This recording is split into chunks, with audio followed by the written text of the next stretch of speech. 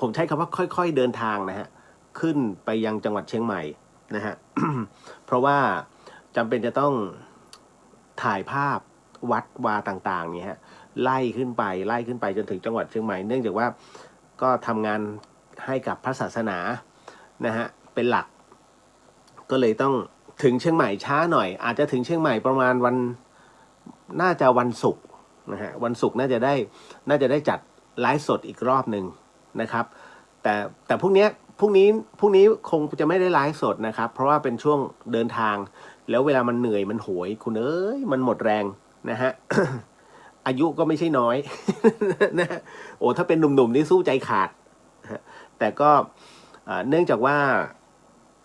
หากมันมีเรื่องราวอะไรนะครับระหว่างทางที่น่าสนใจก็จะหยิบเกร็ดตรงนั้นเนี่ยเอามาบอกกล่าวกันนะครับวันนี้ด้วยอย่างที่กล่าวไว้ที่เรียนไว้เมื่อวานนี้นะฮะวันนี้ก็ได้ไปที่วัดมกุฏนะครับก็ไปกราบหลวงพี่ภัสกรนะฮะก็ไปเรียนท่านว่ามันมีความคืบหน้าอะไรบ้างนะฮะ ไม่ไม่ใช่ติดต่อกับหมายถึงไม่ใช่ติดต่อกับสื่อวิญญาณไม่ใช่นะครับหมายถึงว่าก็ไปกราบท่านนั่นแหละแล้วก็คุยกันนะฮะเหมือนเราพูดคนเดียวนั่นแหละเหมือนกับรายงานหลวงพี่ท่านว่ามันเป็นอะไรนะฮะมีการเปลี่ยนแปลงอะไรนะฮะ แล้วหลังจากนั้นเสร็จปุ๊บก็ไปประชุมนะฮะไปประชุมเป็นโต๊ะเล็กนะครับที่ยุวพุทธิกะสมาคม01นะฮะในเรื่องของกำหนดการของพระอาจารย์ภัสกรต้องนิดนึงนะฮะสำหรับครูบาอาจารย์สาธุนะฮะหากว่าทางครอบครัวภาวิไลนะครับไม่ได้ทำเทียบเชิญนะครับอันนี้ต้องขออนุญาตนะฮะในเรื่องของหากไม่ได้มีเทียบไปเนี่ยด้วยส่วนผมเองนะฮะในนามของตระกูลภาวิไลนะฮะก็ต้องขอนิมนต์นะครับเป็นการส่วนตัวแล้วก็เป็นการออกอากาศด้วยเป็นการส่วนตัวผ่านการออกอากาศนะฮะขอนิมนต์ครูบาอาจารย์นะครับที่อยู่ที่กรุงเทพแล้วก็จังหวัดใกล้เคียงนะที่เป็นสาธรรมิกของหลวงพี่ภัสกรนั้นก็ขอนิมนต์นะครับในงานเผาสรีระสังขารหลวงพี่ท่านในวันที่18แล้วก็19ธันวาคมที่จะถึงนี้ที่วัดมกุฏกษัตริยารามนะก็จะเป็นศาลา5นะครับนะศาลา5เพราะฉะนั้นก็อันนี้ออกสื่อก่อนแล้วถ้ามีโอกาสนะฮะผมก็จะเรียนทางพี่เอื้องอีกทีหนึ่งว่าอยากทำหนังสือทำเทียบนะฮะนิมนต์นะครับแล้วก็ส่วนญาติธรรมอีกหลายๆท่านนะครับที่ไม่ได้เชื้อเชิญ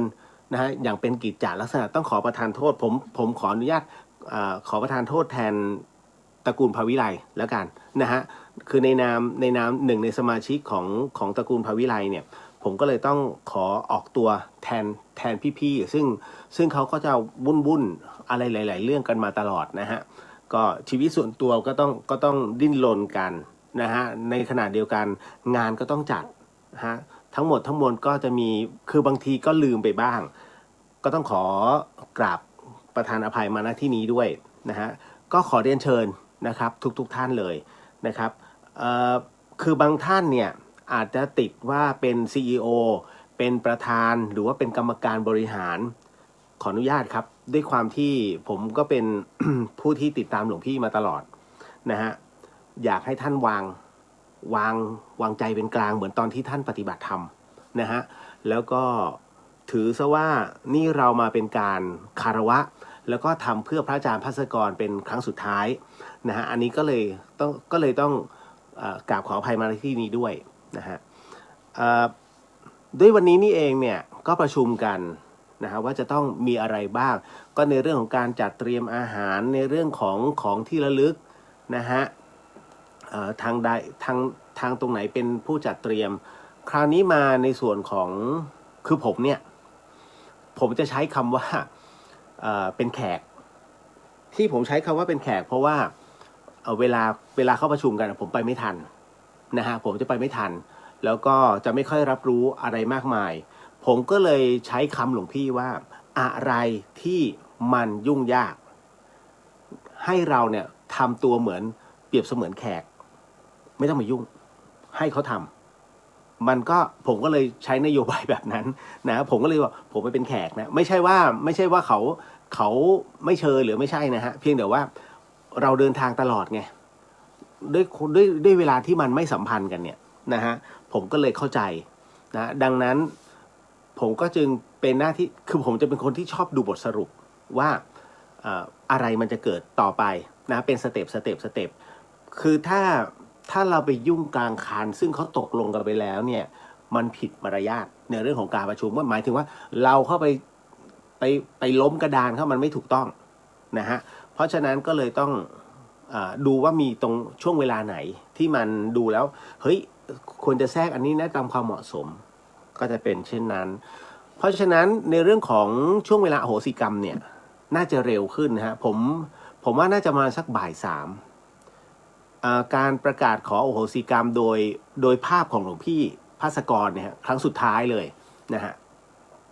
น่าจะเป็นช่วงสักเวลาบ่ายสามนะฮะอันนี้โดยประมาณนะฮะเดี๋ยวขอเช็คเวลากับทางพี่อีกทีดังนั้นเนี่ยก็จะออนแอร์ก็คือจะไลฟ์สดนี่แหละนะเป็นครั้งสุดท้ายแล้วซึ่งวันนั้นน่ะมันเป็นวันขึ้น15ค่ำเป็นวันที่เป็นวันพระด้วยนะฮะก็เลยของหลวงพี่นะครับอีกอันนึงที่ตอนนี้ขอประกาศนิดนึงแล้วกันนะเนื่องจากว่าพอดีทางในการจัดงานครั้งนี้ฮะมันจำเป็นจะต้องมีทีมงานมีสตาฟพอสมควรแล้วคราวนี้ก็เลยร้องขอไปยังทางยุวพุทธิกะสมาคมนะฮะซึ่งหลวงพี่ท่านก็เมตตาไปเทศให้ทุกครั้งทุกปีนะฮะทางยุวพุทธเนี่ยท่านจัดการให้เกือบทุกอย่างแล้วนะฮะรวมถึงทีมงานที่มาช่วยแต่ว่าปรากฏว่าวันนั้นเนี่ยทางยุวพุทธเองเนี่ย18-19ทางยุวพุทธก็มีงานของมูลนิธิท่านนะฮะก็เป็นการจัดปฏิบัติธรรมซึ่งก็ต้องเจียดทีมงานเข้ามาดูแลนะตรงนี้นะครับยุวพุทธเลยจัดมาให้ได้เนี่ยแค่5ท่านเท่านั้นเป็นจิตอาสานะครับดังนั้นวันนี้ก็เลยบอกว่าเดี๋ยวไม่เป็นไรเดี๋ยวลองขอทางกลุ่มแต่ละกลุ่มแล้วกันนะเพราะว่าหลายๆท่านเนี่ยก็เป็นจิตอาสาที่อยากช่วยเหลือพระอาจารย์ภาสกรอยู่แล้วนะก็เลยอยากจะได้สัก5ท่านอีก5ท่านนะครับนะก็คือช่วยเป็นจิตอาสาทั้งวันที่18และวันที่19ที่วัดมกุฏกษัตริยารามท่านใดที่พอจะมีลูกศิษย์ลูกหาหรือว่าพอจะมีใครก็ได้ที่อยากจะร่วมบุญนะตรงนี้นะฮะก็สามารถแจ้งความจำนงมาได้เดี๋ยววันพรุ่งนี้เดี๋ยวผมจะโพสต์พอดีว่ามันมีเบอร์มันมีเบอร์ของผู้ที่รับผิดชอบตรงนี้ก็คือพี่กิ๊กกนกนาถนะครับก็เลยพอดีวันนี้ผมขออนุญาตพี่กิ๊กว่าพี่กิ๊กเดี๋ยวขออนุญาตพูดหมายเลขโทรศัพท์ออกอากาศพี่กิ๊กบอกพี่เองก็ไม่ค่อยจะรับเบอร์แปลกๆ เดี๋ยวเอาอย่างนี้ช่วยอินบ็อกซ์บอกผมก็ได้นะฮะว่าบอกพอดีพี่มีทีมงานเดี๋ยวพี่จัดเด็กมาให้คืออยากได้เป็นผู้ชายนะฮะอยากได้เป็นผู้ชายเพราะว่าบางทีต้องรับพระสงฆ์นะครับที่ท่านมาร่วมในงานแล้วอาจจะมีถึงชั้นสมเด็จหลายรูปอยู่ก็เลยอยากจะได้เป็นเด็กผู้ชายที่คล่องๆหน่อยนะฮะแต่ว่าถ้าไม่จำเป็นต้องเป็นเด็กก็ได้ฮะเอาว่าแข็งแรงนะแข็งแรงใจเย็นใช้ได้หมดนะครับอยากได้อีกสัก5ท่านนะครับถ้าพอจะเจียดเวลาได้ซึ่งมันตรงกับวันเสาร์และอาทิตย์18-19นิดหนึ่งแล้วกันนะครับก็อินบ็อกซ์บอกผมนะครับผมก็จะแจ้งทางผู้ที่รับผิดชอบในส่วนของฝ่ายตรงนี้ให้อีกทีหนึ่งว่าตอนนี้มีจิตอาสาเพิ่มเกินได้ไหมเกินได้ไม่เป็นไรช่วยกันนะฮะงานหลวงพี่ถือว่ามันเป็นครั้งสุดท้ายที่เราทำให้ท่านเนาะนะฮะในขณะที่ท่านยังดำรงสังขารอยู่นะครับแล้วก็ท่านก็ถือว่าท่านจำวัดอยู่นะฮะอยู่ในที่ของท่านนะฮะก็วันนี้ก็ได้ไปประชุมนะฮะในช่วงเวลาก็กว่าจะเลิกก็5 โมงเย็นนะเกือบ5 โมงเย็นนะครับวันนี้อันนี้แจ้งทราบนะครับว่าได้เกิดอะไรขึ้นในแต่ละวันนะครับแล้วก็สำหรับในช่วงปีใหม่วันที่1นะฮะวันที่1ช่วง31หรือวันที่1ถึงคาบวันที่1ท่านใดที่สนใจอยากจะร่วม ฟังธรรมเขาเรียกว่าปฏิบัติธรรมข้ามปีนะฮะหรือว่าสวดมนต์ข้ามปีก็ขอเชิญยุวพุทธิกะสมาคม01นะฮะอยู่เพชรเกษม56ถ้าจำไม่ผิดนะฮะเพชรเกษม56นะฮะก็เข้าไปข้างในนะฮะเบอร์ติดต่อเดี๋ยวเขาว่ากัน เพราะว่าในการนั้นเนี่ยช่วงเวลาตีหนึ่งต้องบอกอย่างนี้ฮะช่วงเวลาผมไม่แน่ใจว่าเที่ยงคืนหรือถึงตีหนึ่งหรือตีหนึ่งถึงตีสองประมาณเนี้ยนะฮะช่วงเวลาเนี้ยทุกปีฮะทุกปีนี้จะเป็นช่วงเวลาของพระอาจารย์ภาสกรภูริวัฒโนนะฮะทางยุวพุทธจะนิมนต์หลวงพี่ท่านเนี่ยเทศทุกครั้งไปจำได้ไหมฮะที่มีปีหนึ่งอ่ะที่ไฟไหม้ผับอ่ะนะฮะตรงเอกมัยนะครับอันนั้นน่ะเป็นช่วงคาบเกี่ยวระหว่างที่พระอาจารย์ภาสกรเทศนะฮะท่านก็เลยยกตัวอย่างว่าเนี่ย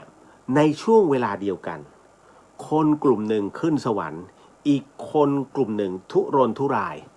นะฮะเพราะว่าไปอยู่ในผับในบาร์กำลังเมาได้ที่ซานติก้านะฮะจนเป็นเหตุให้เกิดโศกนาฏกรรมณตรงนั้นเห็นไหมฮะอารมณ์จึงผิดกันนะฮะดังนั้นตัวจิตเป็นที่ตั้งการน้อมจิตเป็นที่ตั้งนะจึงเป็นกุศลณวันนั้นนั่นเองก็มีการเหมือนกับว่านั่งสมาธิเหมือนกับส่งกระแสจิตให้กับผู้ที่บาดเจ็บแล้วก็ผู้ที่เสียชีวิตที่ซานติก้าด้วยถ้าจำไม่ผิดนะฮะณตรงนั้นแน่นอนในสำหรับปีนี้เนี่ยนะฮะในช่วงปีนี้ไม่มีหลวงพี่ภาสกรแต่พอดีว่าทางยุวพุทธิกะสมาคมแห่งประเทศไทย01นะฮะท่านก็ระลึกถึงหลวงพี่ท่านนะฮะก็เลยจัดช่วงเวลาหนึ่งเป็นการอโหสิกรรมนะประกาศขอโหสิกรรมโดยเป็นไฮไลท์ของหลวงพี่ภาสกรนะฮะแต่ครั้งนี้ทั้งนั้นเนี่ยนะฮะโดยปกติแล้วจะเป็นคิวของพระอาจารย์ภาสกรรูปเดียวเลยผมก็เลยสอบถามว่าแล้วตกลงปีนี้เป็นของรูปใดปรากฏว่าเป็นของพระอาจารย์คเชนครับ ตกเป็นของพระอาจารย์คเชนสุนทโรแล้วก็ช่วงต้นนะ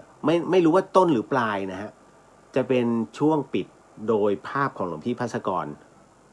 คราวนี้พอไปถึงที่ยุวพุทธิกะสมาคมเนี่ยก็เลยพอพูดคุยกันเสร็จปุ๊บผมก็เลยถูกทาบทามนะฮะในฐานะที่ก็ท่านก็บอกไหนก็ไหนเป็นตัวแทนหลวงพี่ในเรื่องของการขอเรียกว่าประกาศขอโหสิกรรมผมก็เลยบอกว่าคือผมถ้าจะให้ผมทำผมต้องมีพระภิกษุสงฆ์1รูปเนี่ยรองรับก่อนเพราะว่าด้วยกำลังผมเองเนี่ยผมรองรับเจ้ากรรมนายเวรเขาไม่ได้ทั้งหมดทั้งมวลในคนเป็นร้อยเป็นพันเนี่ยผมก็ตายนะฮะอายุก็สั้นดินะฮะมันไม่ใช่เรื่องเล่นๆนะฮะคุณการขอโหสิกรรมโดยที่เราเป็นสื่อให้ถ้ากำลังเราไม่พอเนี่ยอายุสั้นนะอันนี้บอกไว้นะครับผมถึงไม่พยายามจะทำหรือว่าไม่ทำแบบพร่ำเพรื่อด้วยนะตรงนี้นี่เองนะฮะก็เลยบอกว่าถ้างั้นต้องให้พระอาจารย์คเชนรับรองถ้าพระอาจารย์คเชนรับรองโอเค ทางยุวพุทธท่านก็เลยรับปากเอาไปพิจารณาบอกเดี๋ยวจะบอกพระอาจารย์คเชนให้แล้วก็เลยอาจจะเปลี่ยนรูปแบบจากการที่ให้พระเทศโดยปกติก็ถูกนำเสนอว่าปุจฉาวิสัชนาไหมหากันอีกแล้วครับ เพราะว่าโดยปกติแล้วหลวงพี่ภาสกรเนี่ยเวลาท่านขึ้นเทศผมก็เลยถามทางยุวพุทธว่าทำไมต้องจัดหลวงพี่ขึ้นเทศทุกปีเลยหลังเที่ยงคืนปรากฏว่าทางยุวพุทธท่านก็ให้คำตอบมาบอกว่าหลวงพี่ภาสกรเทศสนุกแล้วมันทำให้คนนั้นตื่นตลอดเวลาหัวเราะตลอดเวลาเพราะฉะนั้นผมก็เลยบอกว่าถ้างั้นเนี่ยโยมก็จะสวดมนต์มาตลอดแล้วก็ฟังเทศฟังธรรมมาตลอดระยะเวลานะฮะจนกระทั่งถึงหน่วยสุดท้ายคือเที่ยงคืนก่อนจะข้ามปีใหม่ถ้างั้นก่อนข้ามปีใหม่เนี่ยนะฮะช่วงนั้นเป็นการภาวนาข้ามปีพอเขาภาวนาข้ามปีเสร็จปุ๊บงั้นให้ตื่นตลอดเวลากันก็เลยบอกว่างั้นปุจฉาวิสัชนาเถอะครับเพราะว่าโยมคงล้ามาแล้วโยมคงมีคำถามในใจมากมายดังนั้น ปิดโอกาสครับผมก็เลยบอกอย่างนี้เหมือนกับที่ทางต้นบุญธรรมสถานทางยุวพุทธิกะสมาคมก็เริ่มเห็นภาพฮะเพราะว่าการแก้ใจมันหาพระวิทยากรเนี่ยนะฮะน้อยมาก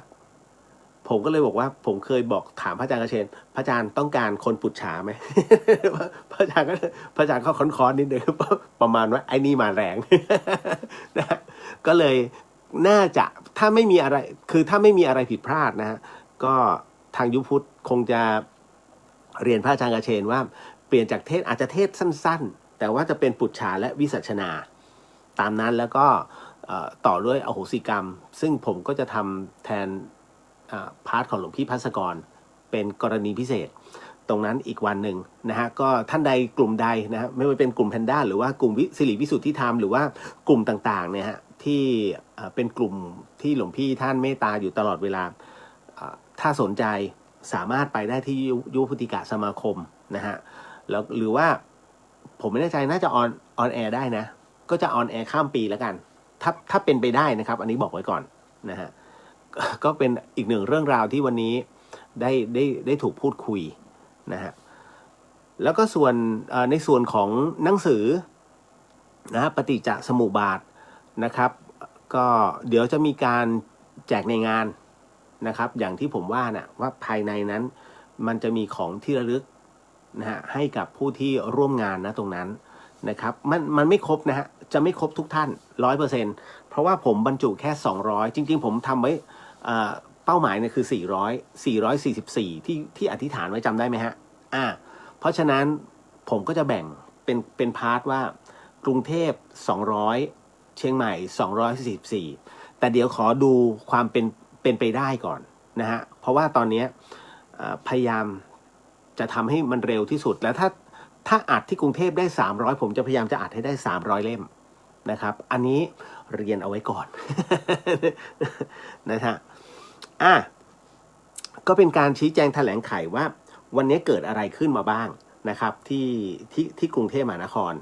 นะฮะส่วนในส่วนของพาร์ทเชียงใหม่นั้นก็ปล่อยเป็นหน้าที่ของเชียงใหม่นะฮะผมเป็นแขก บอกแล้วว่าเราไปทีหลังนะครับแล้วก็อีกอย่างหนึ่งก็คือว่าช่วงเวลามันไม่ตรงกันผมไม่รู้เรื่องเวลามันไม่มีใครบอกเทียบมานะฮะก็จะมักจะเป็นคนที่รู้ทีหลังตลอดทุกงานไปมันเป็นดวงของผมนี่เป็นดวงจริงๆนะฮะผมจะเป็นอะไรที่รู้คนสุดท้ายเสมอนะฮะ มันก็เลยทำให้เรานั้นเป็นแขกขอเป็นผู้รู้แต่ว่าถ้าติดขัดก็บอกมาแล้วก็เราก็เหมือนกับเป็นเขาเรียกกองหนุนนะเพราะฉะนั้นเรามีกองหน้าอยู่แล้วนะฮะก็โมทนาสาธุกับทุกท่านละกันท่านใดที่อยากจะร่วมบุญนะฮะเป็นจิตอาสาในวันที่18-19ช่วยแจ้งมาด้วยในอินบ็อกซ์นะฮะในอินบ็อกซ์ต้องขอโมทนาสาธุตรงนี้ไปด้วยนะครับ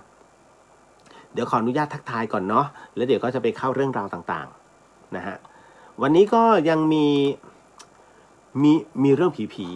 มีเรื่องในสิ่งที่คนหลายๆคนไม่เข้าใจแล้วก็มีเรื่องอะไรอีกหลายๆอย่างพอสมควรเดี๋ยววันเนี้ยมันก็มีเรื่องราวปาฏิหาริย์มั้งนะฮะมาพูดคุยกันนะครับขออนุญาตนะครับ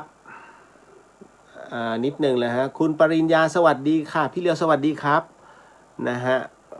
คุณนัทบอกว่าสวัสดีครับพี่เลียวสวัสดีฮะพี่สุวรรณยาสวัสดีค่ะสวัสดีครับพี่สุวรรณยานะฮะก็มาถึงคุณจันยาสวัสดีค่ะคุณเลียวสวัสดีครับคุณจิตรณชาสวัสดีค่ะคุณเลียวสวัสดีครับผมนะฮะLittle Hope สวัสดีค่ะพี่เลียวสวัสดีค่ะนะฮะคุณจินชาบอกว่าปีแรกที่พบท่านเทศตอนตี 2ยุพุทธ01ตื่นทั้งห้องแน่นอน acting ชนะเลิศ หลวงพี่ acting ชนะเลิศ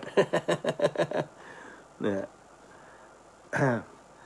คุณจินชาและทำให้เชื่อเรื่องนรกสวรรค์ในครั้งแรกนั้นเลยเพราะท่านเทศเรื่อง31ภพภูมิก็วันนี้หลายๆท่านก็ไม่เข้าใจในเรื่องของคำว่าภพภูมิแล้วก็ในเรื่องของมนุษย์ต่างดาวก็เลยอธิบายให้ฟังนะว่าแท้จริงแล้วเนี่ยถ้าตามหลักของ30ภพภูมินะฮะในไตรภูมิที่เขียนถึงนะเอาไว้เนี่ย โลก world เนี่ยฮะมันไม่ได้มีแค่เราที่เป็นโลกเดียวทุกสิ่งทุกอย่างเนี่ยในเอกภพเนี่ยมันเกี่ยวเนื่องเกี่ยวข้องกันมาตลอดสปีชีส์อย่างเราเนี่ยมีเป็นพันๆดวงฮะเพราะฉะนั้นหากกลบลบแล้วเนี่ยเผ่าพันธุ์ที่มีสิ่งเป็นสิ่งมีชีวิตในกาแล็กซี่เนี้ยนะฮะมีด้วยกัน3,000 กว่าเผ่าพันธุ์นะฮะถ้าตามหลักแล้วนะฮะแล้วมนุษย์ต่างดาวนั้นมีจริงไหมจริงๆเราก็คือหนึ่งในมนุษย์ต่างดาวเพราะว่าท้ายที่สุดแล้วหลังจากที่มันเกิด Big Bang Big Crunch ขึ้นมาระเบิดโลกนี้ระเบิดเป็นจุลปึ้งมันก็จะก่อให้กำเนิดในเรื่องของโลกใหม่ซึ่งก็ต้องใช้เวลาในการบ่มขึ้นมาฮะนะไม่ว่าจะเป็นพื้นดินพื้นน้ำอากาศท้ายที่สุดมันก็จะเป็น New World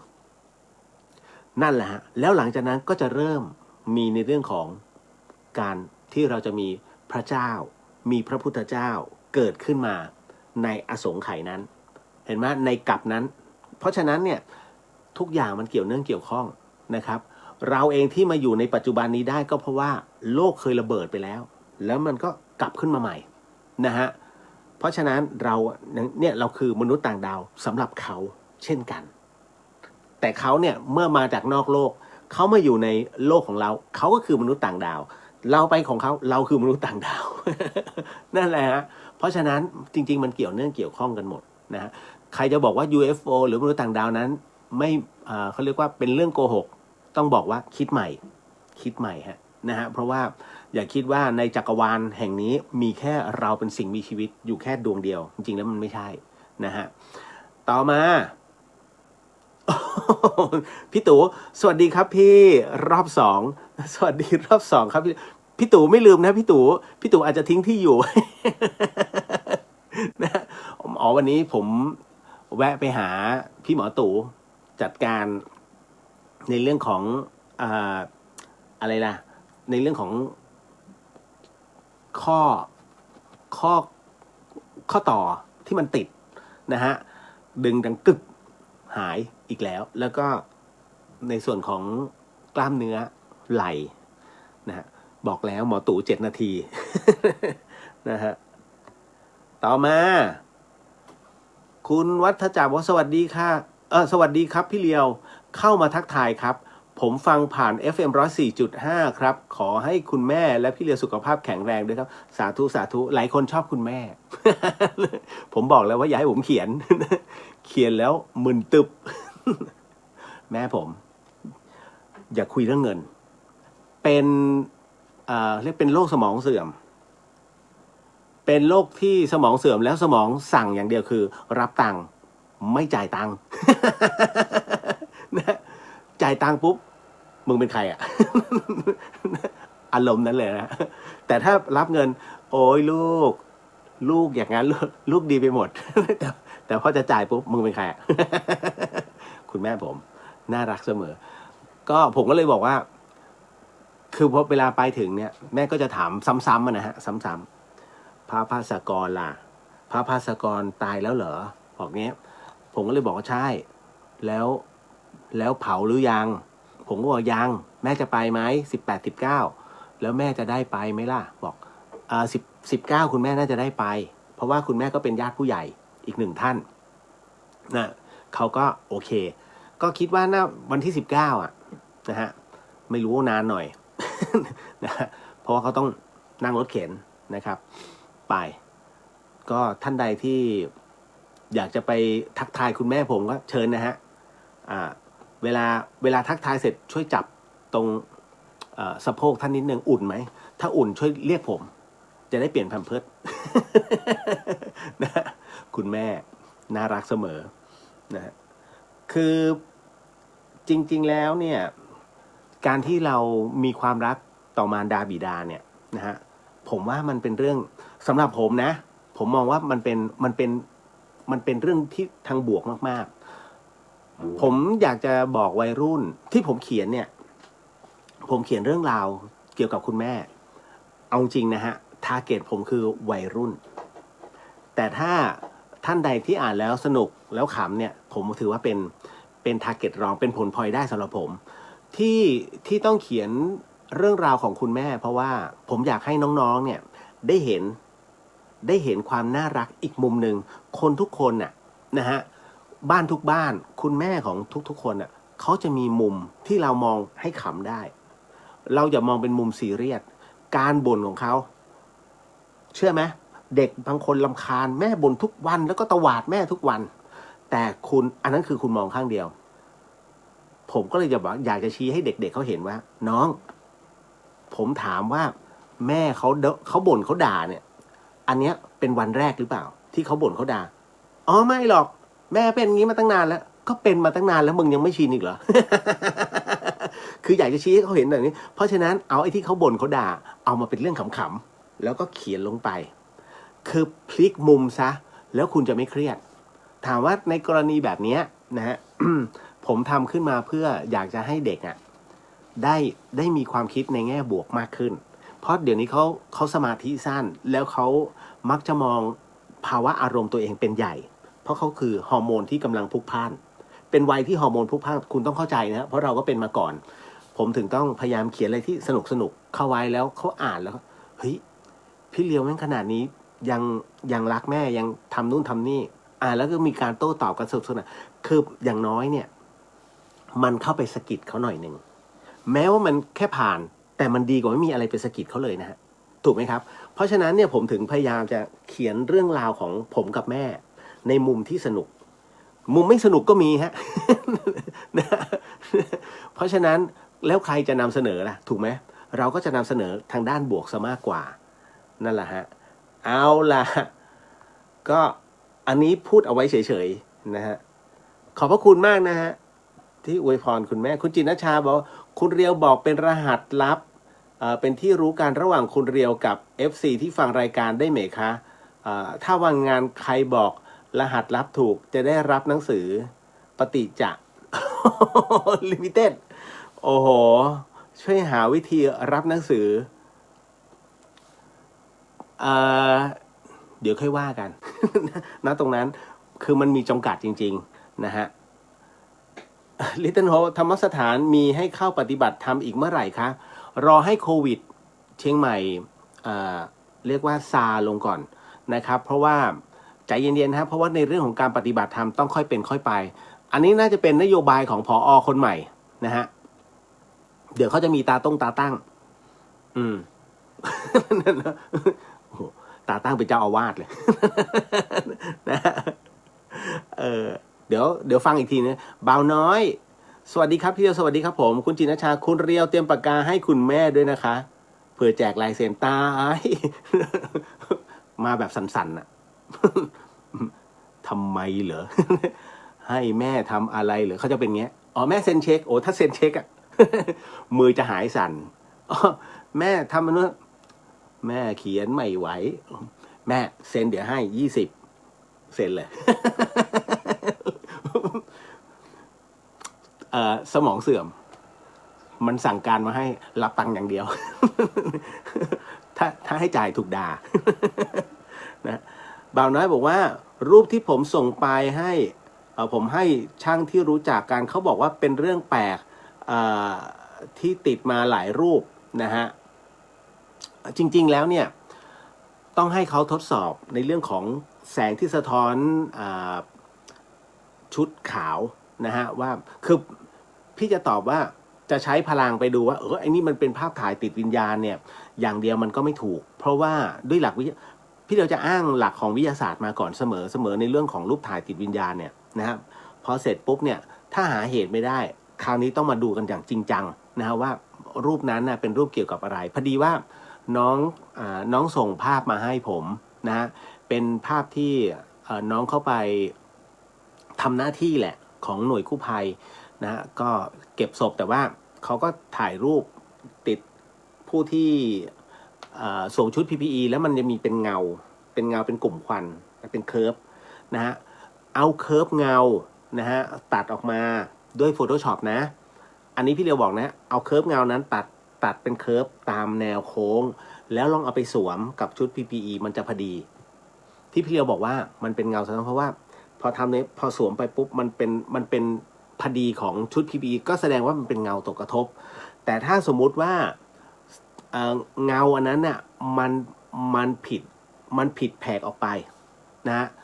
จากในส่วนของตัวชุด PPE อันนี้ค่อยมาว่ากันแต่ทุกภาพที่ส่งมาเนี่ยมันมีความห่างของช่วงก็จริงแต่มันเป็นเงาที่พอดีเมื่อสวมกับในส่วนของชุด PPE ลองดูสินะฮะพอตัดแปะแล้วเอามาประกบกันพอดีเป๊ะเลยพี่เรียวถึงได้บอกว่ามันเป็นเงาสะท้อนอันนี้ง่ายๆเลยนะฮะหลักการง่ายๆลองดูก่อนเอาต่อมานิดนึงนะครับน้องแหม่มสวัสดีคนแรกเลยค่ะพี่เลียวสวัสดีครับขออภัยที่มาอ่านนี้ก่อนไม่ได้อ่านน้องแหม่มก่อน นะฮะเอาต่อมานะครับสวัสดีแล้วไปนอนได้แล้วตายแล้ว จบไป1 คน นะฮะคุณปฐมพรสวัสดีค่ะสวัสดีครับผมนะฮะแล้วก็มาเป็นคุณย่าสโหน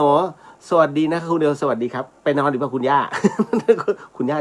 สวัสดีค่ะราตรีสวัสดิ์ค่ะ นะฮะน่ารักมากครูสุนทรสวัสดีครับนะฮะแล้วก็มาถึงคุณกุชยาสวัสดีค่ะสวัสดีครับผมนะฮะคุณบูนบอกสวัสดีครับสวัสดีครับนะฮะคุณวรันทรสวัสดีค่ะสวัสดีฮะคุณน็อปบอกว่าสวัสดีค่ะคุณเดียวสวัสดีครับนะฮะคุณใกล้รุ่งสวัสดีค่ะคุณเดียวสวัสดีฮะคุณปฐมพรบอกว่าในงานสลายสรีระพระอาจารย์ต้องมีผล ATK ไหมคะขอบคุณค่ะมีได้จะดีมากนะฮะแต่ในส่วนของทางเข้าเนี่ยก็พยายามจะใช้น้ำยาพ่นนะฮะใช้น้ำยาพ่นก็มองเอาไว้ว่าคาดการณ์นะครับคาดการณ์ว่าวันที่19น่าจะถ้ารวมศิษยานุศิษย์แล้วก็อะไรหลายๆท่านเนี่ยน่าจะเกิน 1,000 น่าจะมาเกือบ1,000แล้วกันใช้ประมาณว่า 1,000 คนคิดเอาไว้นะฮะคิดเอาไว้อาจจะไม่ถึงนะฮะอันนี้บอกไว้ก่อนนะฮะเอาละก็คือพยายามจะเซฟทุกท่านให้ได้มากที่สุดแล้วงานของพระอาจารย์ภัสกรนั้นเราได้พื้นที่ค่อนข้างจะเยอะค่อนข้างจะกว้างฮะมันก็เลยทำให้ความปลอดภัยสูงแล้วก็จะมีซุ้มอาหารให้แต่ว่าน่าจะเป็นในส่วนของการแจกเป็นกล่องนะฮะแจกเป็นกล่องไม่มีการตักนะเพราะว่าก็ต้องเซฟเพราะไม่งั้นจะลำบากนิดนึงในเรื่องของการรับประทานนะฮะก็ได้ความอนุเคราะห์จากท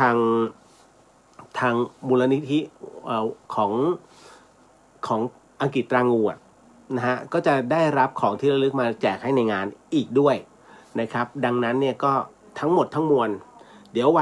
วันเผาสรีระสังขารของท่านก็คือวันที่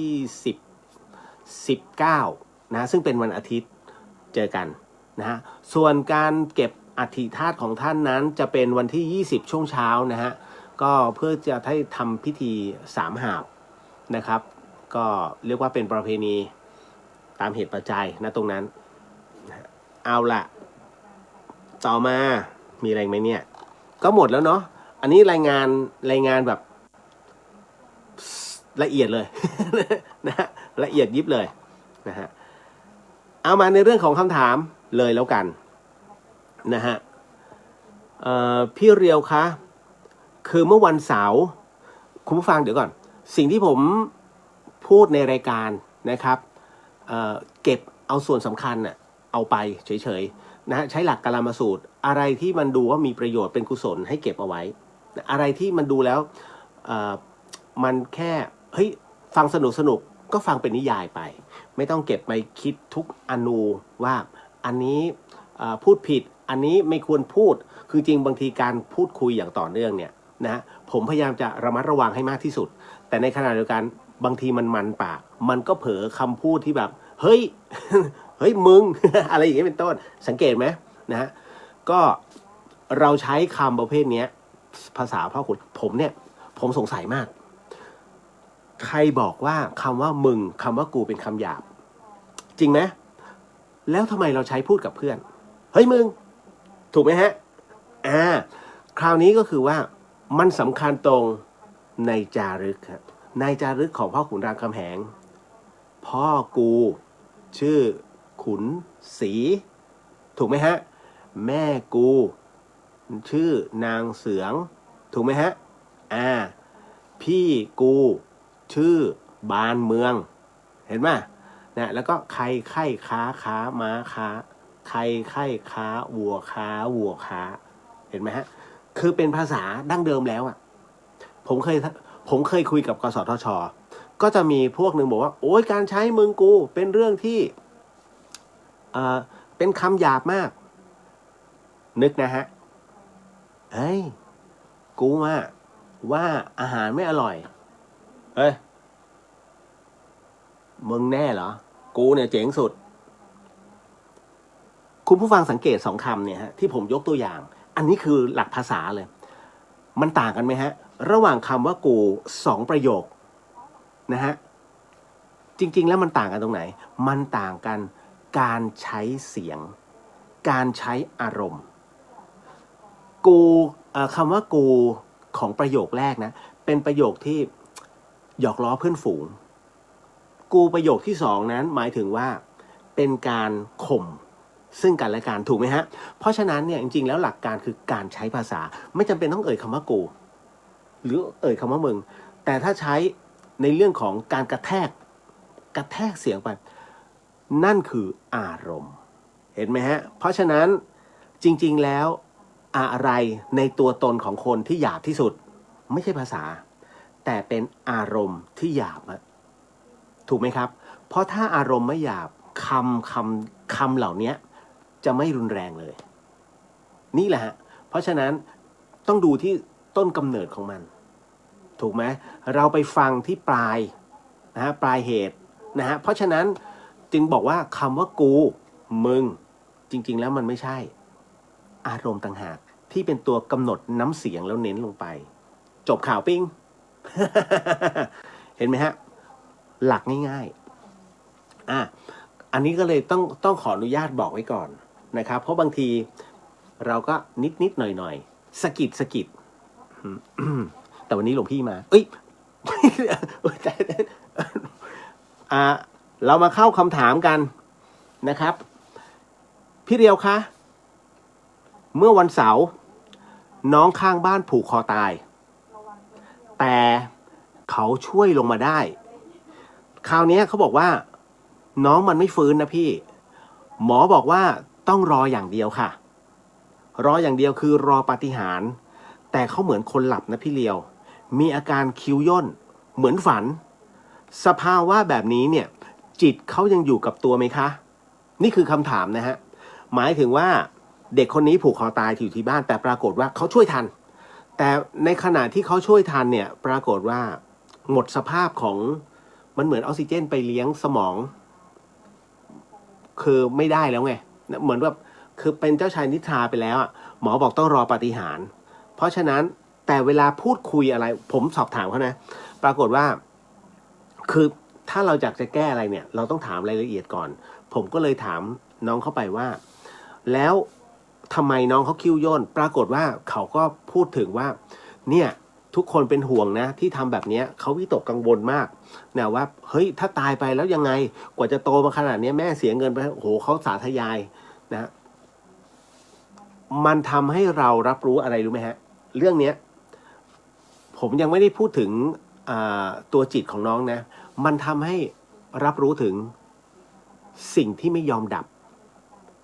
สิ่งที่ไม่ยอมดับคืออะไรฮะหูเมื่อพูดเมื่อคุยอะไรลงไปเขารับรู้และเป็นอย่างนี้นะแต่ทั้งหมดทั้งมวลแล้วเนี่ยเหมือนกับเจ้าชายนิทราเพราะฉะนั้นหลวงพี่ภัสกรเนี่ยจะบอกเสมอว่าอายตนะคนเรามันจะเริ่มดับไปเรื่อยๆนะฮะทีละอันสำหรับคนที่ใกล้จะเสียชีวิตลงอะไรล่ะจึงเป็นเหตุแบบนั้นถูกไหมฮะแน่นอนมันจะเสื่อมไปทีละคุณไม่สังเกตเหรอคนที่อยู่ห้อง ICU ผมพูดเสมอนะเขาอยู่ในห้อง ICU คุณเข้าห้อง ICU ไปเนี่ยหนาวไหมผมถามจริงหนาวนะคุณแล้วทำไมจึงต้องหนาวขนาดต้องเย็นขนาดนั้นเพราะมันเป็นห้องปลอดเชื้อจริงๆฮะเพราะฉะนั้นมันจึงจำเป็นต้องหนาว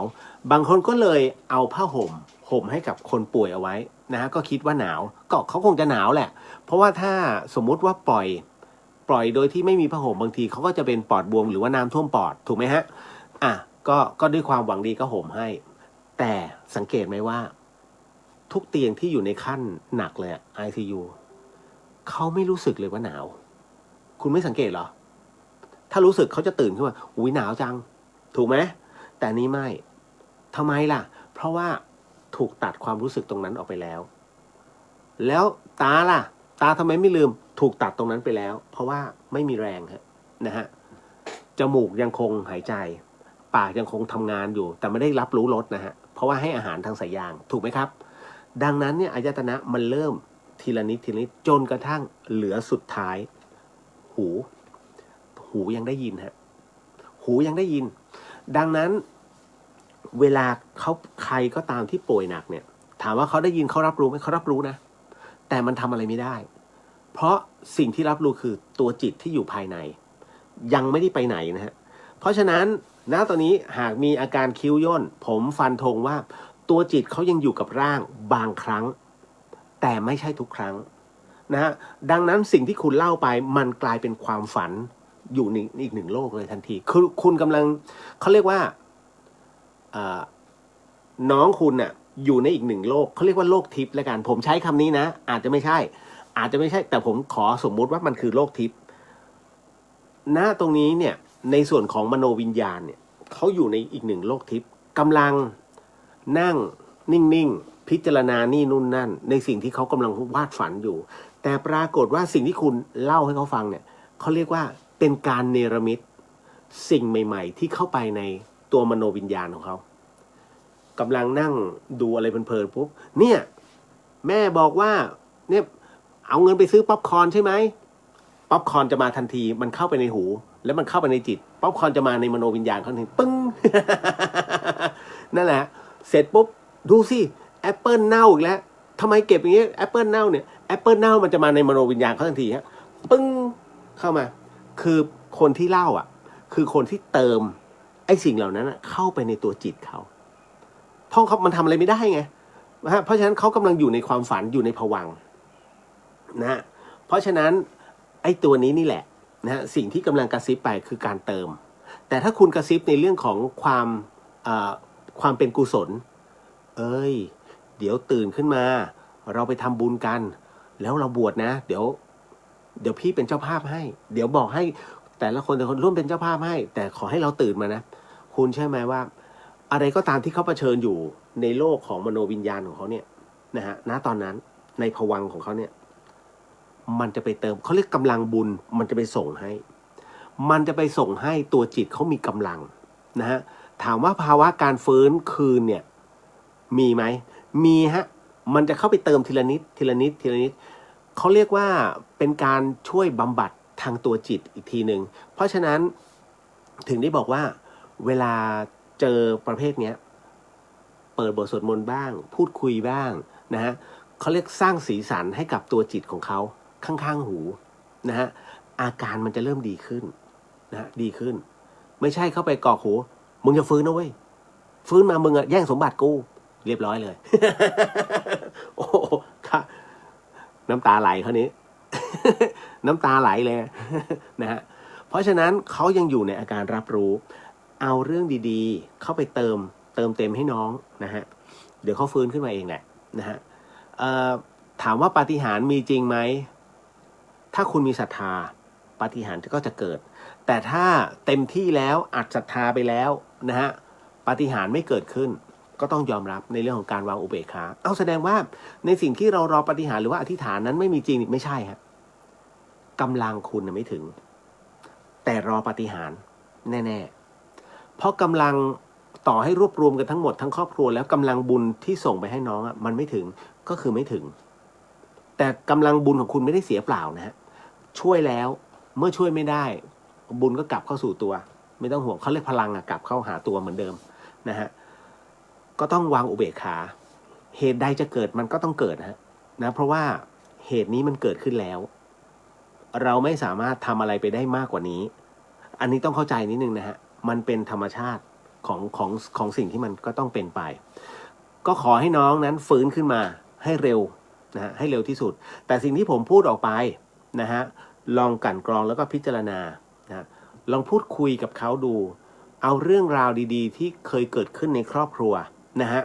เอาไปพูดข้างๆหู อย่าเอาในสิ่งที่เขาเป็นสมมุตินะน้องอาจจะเคยขโมยเงิน อาจจะเคยเสพยาหรือว่าอะไรในทางที่คุณไม่ต้องพูดถึงเลยคุณพูดแต่สิ่งดีๆฮะมันจะเป็นพลังบวกจำได้ไหมเนี่ยตอนนั้นน่ะเราขี่หลังพี่อ่ะเฮ้ยสนุกมากเลยนะมันไปเติมเต็มความสุขครับพลังแห่งความสุขมันจะเสริมให้นะฮะคุณเชื่อไหมว่าพลังบวกเนี่ยมันจะมีผลกับโรคร้ายหลายๆอย่างแม้กระทั่งมะเร็งก็รักษาได้ผมที่เมื่อวานนี้ผมบอกว่าพี่ชายผมเป็นมะเร็งตับเนี่ยนะฮะก็ปรากฏว่าล่าสุดเนี่ยมะเร็ง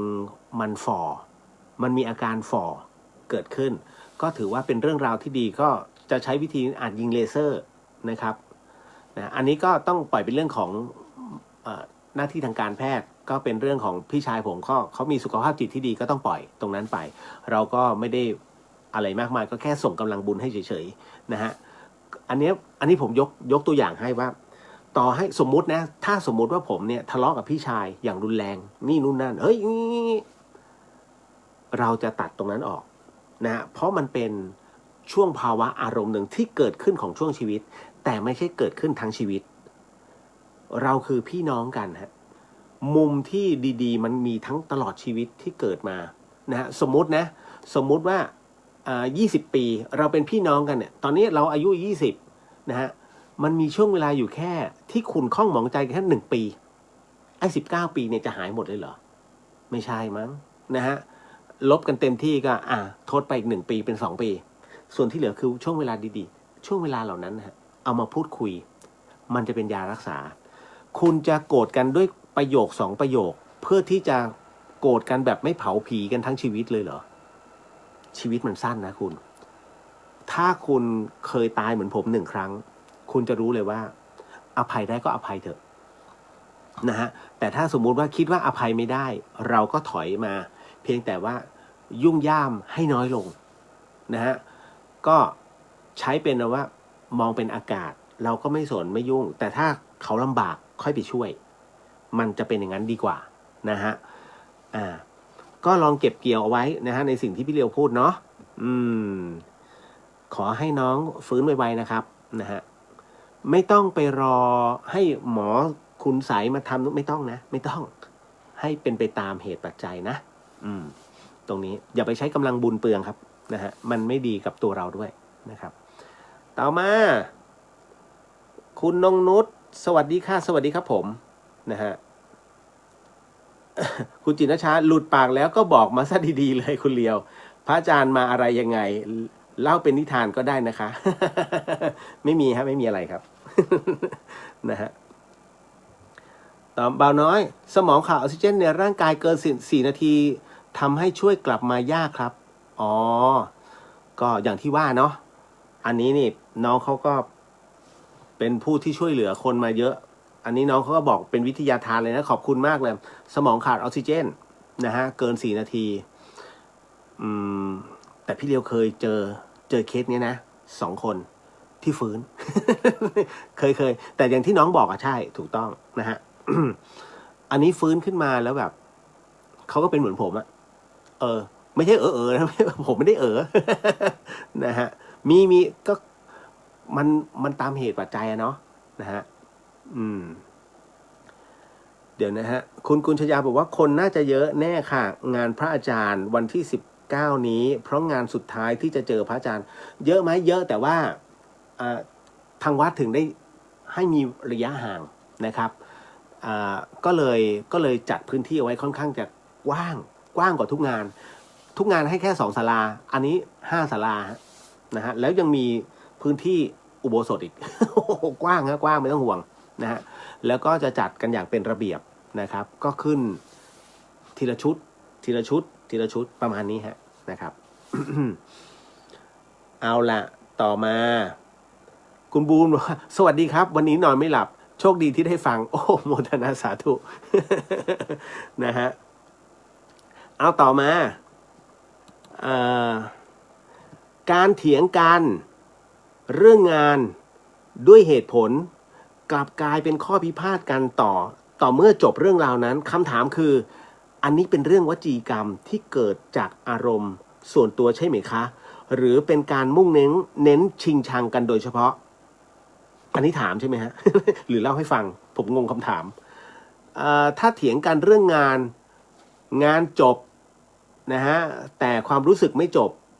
อันนี้เขาเรียกว่าไม่รู้จักแยกแยะเป็นการอยากเอาชนะอยากใช้เหตุผลตัวเองเป็นผู้ชนะซึ่งไม่ได้เป็นผลดีกับงานเขาเรียกไม่ใช่มืออาชีพคือมืออาชีพเนี่ยเวลาเถียงกันต้องจบเพื่อที่จะได้ดำเนินงานต่อแต่ถ้าจบโดยที่ไม่ฟังเหตุผลซึ่งเหตุผลเขาดีกว่านะฮะแล้วเราไม่อยากจะยอมแพ้อันนี้ไม่ใช่นะฮะคุณต้องคิดว่าในระยะยาวเมื่อทำไปแล้วเนี่ยจะเกิดอะไรขึ้นสิ่งที่เขาให้เหตุผลมาแล้วทุกคนยอมรับนั่นคือเขามองแล้วถูกไหมฮะเขาสรุปแล้วเพราะฉะนั้นเหตุผลของคุณที่ตกไปไม่ใช่ตกไปเลยแต่ให้ตั้งเป็นข้อที่สองฮะข้อสำรองเอาไว้แล้วท้ายที่สุดว่าพอข้อที่หนึ่งมันพลาดขึ้นมาฉันบอกแล้วไง ใช้คำนี้คุณจะเป็นต่อทันทีฮะฉันบอกแล้วไงว่าเนี่ยอันเนี้ยถ้าทำเนี่ยมันจะโฟล์กว่ามันก็จะเป็นต่อนะเพราะฉะนั้นการถกเถียงกันด้วยเหตุผลมันมีหลายวาระแหละนะฮะในเรื่องของการประชุมถามว่าชิงชังกันไหมก็จะมีอารมณ์นะตรงนั้นคือการเสียหน้าทำให้ฉันรู้สึกว่าเป็นที่ตลกขบขันหรือว่ามึงเสนออะไรเนี่ยถูกไหมฮะเขามีความรู้สึกเขาเสียหน้าเพราะฉะนั้นเนี่ยจริงๆแล้วท้ายที่สุดทุกการประชุมเมื่อมีการทะเลาะเบาะแว้งเมื่อเคาะเสร็จปุ๊บขอที่ประชุมอย่าเพิ่งเลิกขอโทษนะคะเมื่อกี้ที่ดิฉันกล่าวเหตุผลแล้วก็เรามีปากมีเสียงกันขอให้จบนะตรงนี้มันเป็นเรื่องของงานนะฮะอย่าเก็บมาเป็นอารมณ์กันนะคะสาธุขอโหสิค่ะจบฮะถ้าเขายังแค้นอยู่ถือว่าอันเนี้ยใช้ไม่ได้มืออาชีพมันไม่ใช่มืออาชีพดังนั้นผมถึงบอกว่าถ้าขออโหสิแล้วเขาให้อโหสิเป็นอันจบกันนี่มืออาชีพฮะบอกได้เลยนะครับถือว่าคนนี้พูดคุยต่อได้แต่ถ้าเขารู้สึกเขาไม่รับฟังแล้วใช้อารมณ์เป็นใหญ่คุณอย่าไปพูดอะไรต่อนะฮะ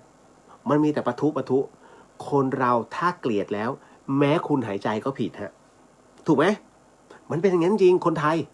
โกรธแล้วมันโกรธฝังลึกมันโกรธฝังเข้าไป DNA ไม่รู้เป็นโรคอะไร เหมือนกับแต่รถอ่ะบีบปีนเดี๋ยวแล้วลงมาด่ามึงจะบีบทำไมเอ้าแต่เขาสร้างมาให้บีบนะไม่ให้แต่สร้างมาให้กูไหว้ ถูกไหม เพราะฉะนั้นเวลาเตือนเนี่ยคือต้องบอกว่าภาษาแตรเนี่ยมันก็จะฟ้องจริงๆแล้วเวลารถเขาจะมาเนี่ยคุณบีบปิ้นสั้นๆนะปิ้นเป็นการเตือนแต่ถ้าปิ้นยาวเนี่ยเขาเรียกด่า นี่คือความรู้สึกคนไทยไม่ยอมรับเรื่องแต่รถฮะจริงๆคุณสังเกตไหมบีบแต่ไม่ได้โอ้ต้องปาดซ้ำมึงบีบแต่ทำไมเอ้ารถเขามี หรือให้กูจะบีบเป็นซาลาเปาละแป้นๆเนี่ย นะฮะนี่แหละกระบวนการคนเราจะขาดตรงนี้ไปนะฮะเวลาอารมณ์มันขึ้นนะฮะด้วยภาวะอะไรหลายๆอย่างเครียดนะเมืองไทยดูเหมือนไม่เครียดนะเมืองไทยเมืองพุทธแต่อุบัติเหตุแล้วก็อาชญากรรมเยอะมากเยอะพอๆกับอเมริกาหนึ่งมลรัฐ นะแล้วรัฐมลรัฐของอเมริกาใหญ่กว่าประเทศไทยอาชญากรรมเขาน้อยมากนะดังนั้นกระบวนการน่าจะมีปัญหา นะเดี๋ยวผมจะโดนไหมเนี่ย เอาล่ะเพราะฉะนั้นอันนี้พูดถึงในเรื่องการงานนะครับจบนะ เห็นไหมโอ้โหเดอะเฮียนได้ทุกเรื่องราวผมเคยอย่างวันนี้ผมก็ถามน้องที่เขาที่ผมนั่งคุยด้วยเขาเขาฟังเดอะเฮียนพี่หนูไม่กล้าฟังจนจบหนูกลัวอะไรว่าเดอะเฮียนเรื่องผีเดี๋ยวถ้าเมื่อก่อนเนี่ยโผล่หรือมาหลอนเนี่ยผีจ๋าเลยทั้งรายการ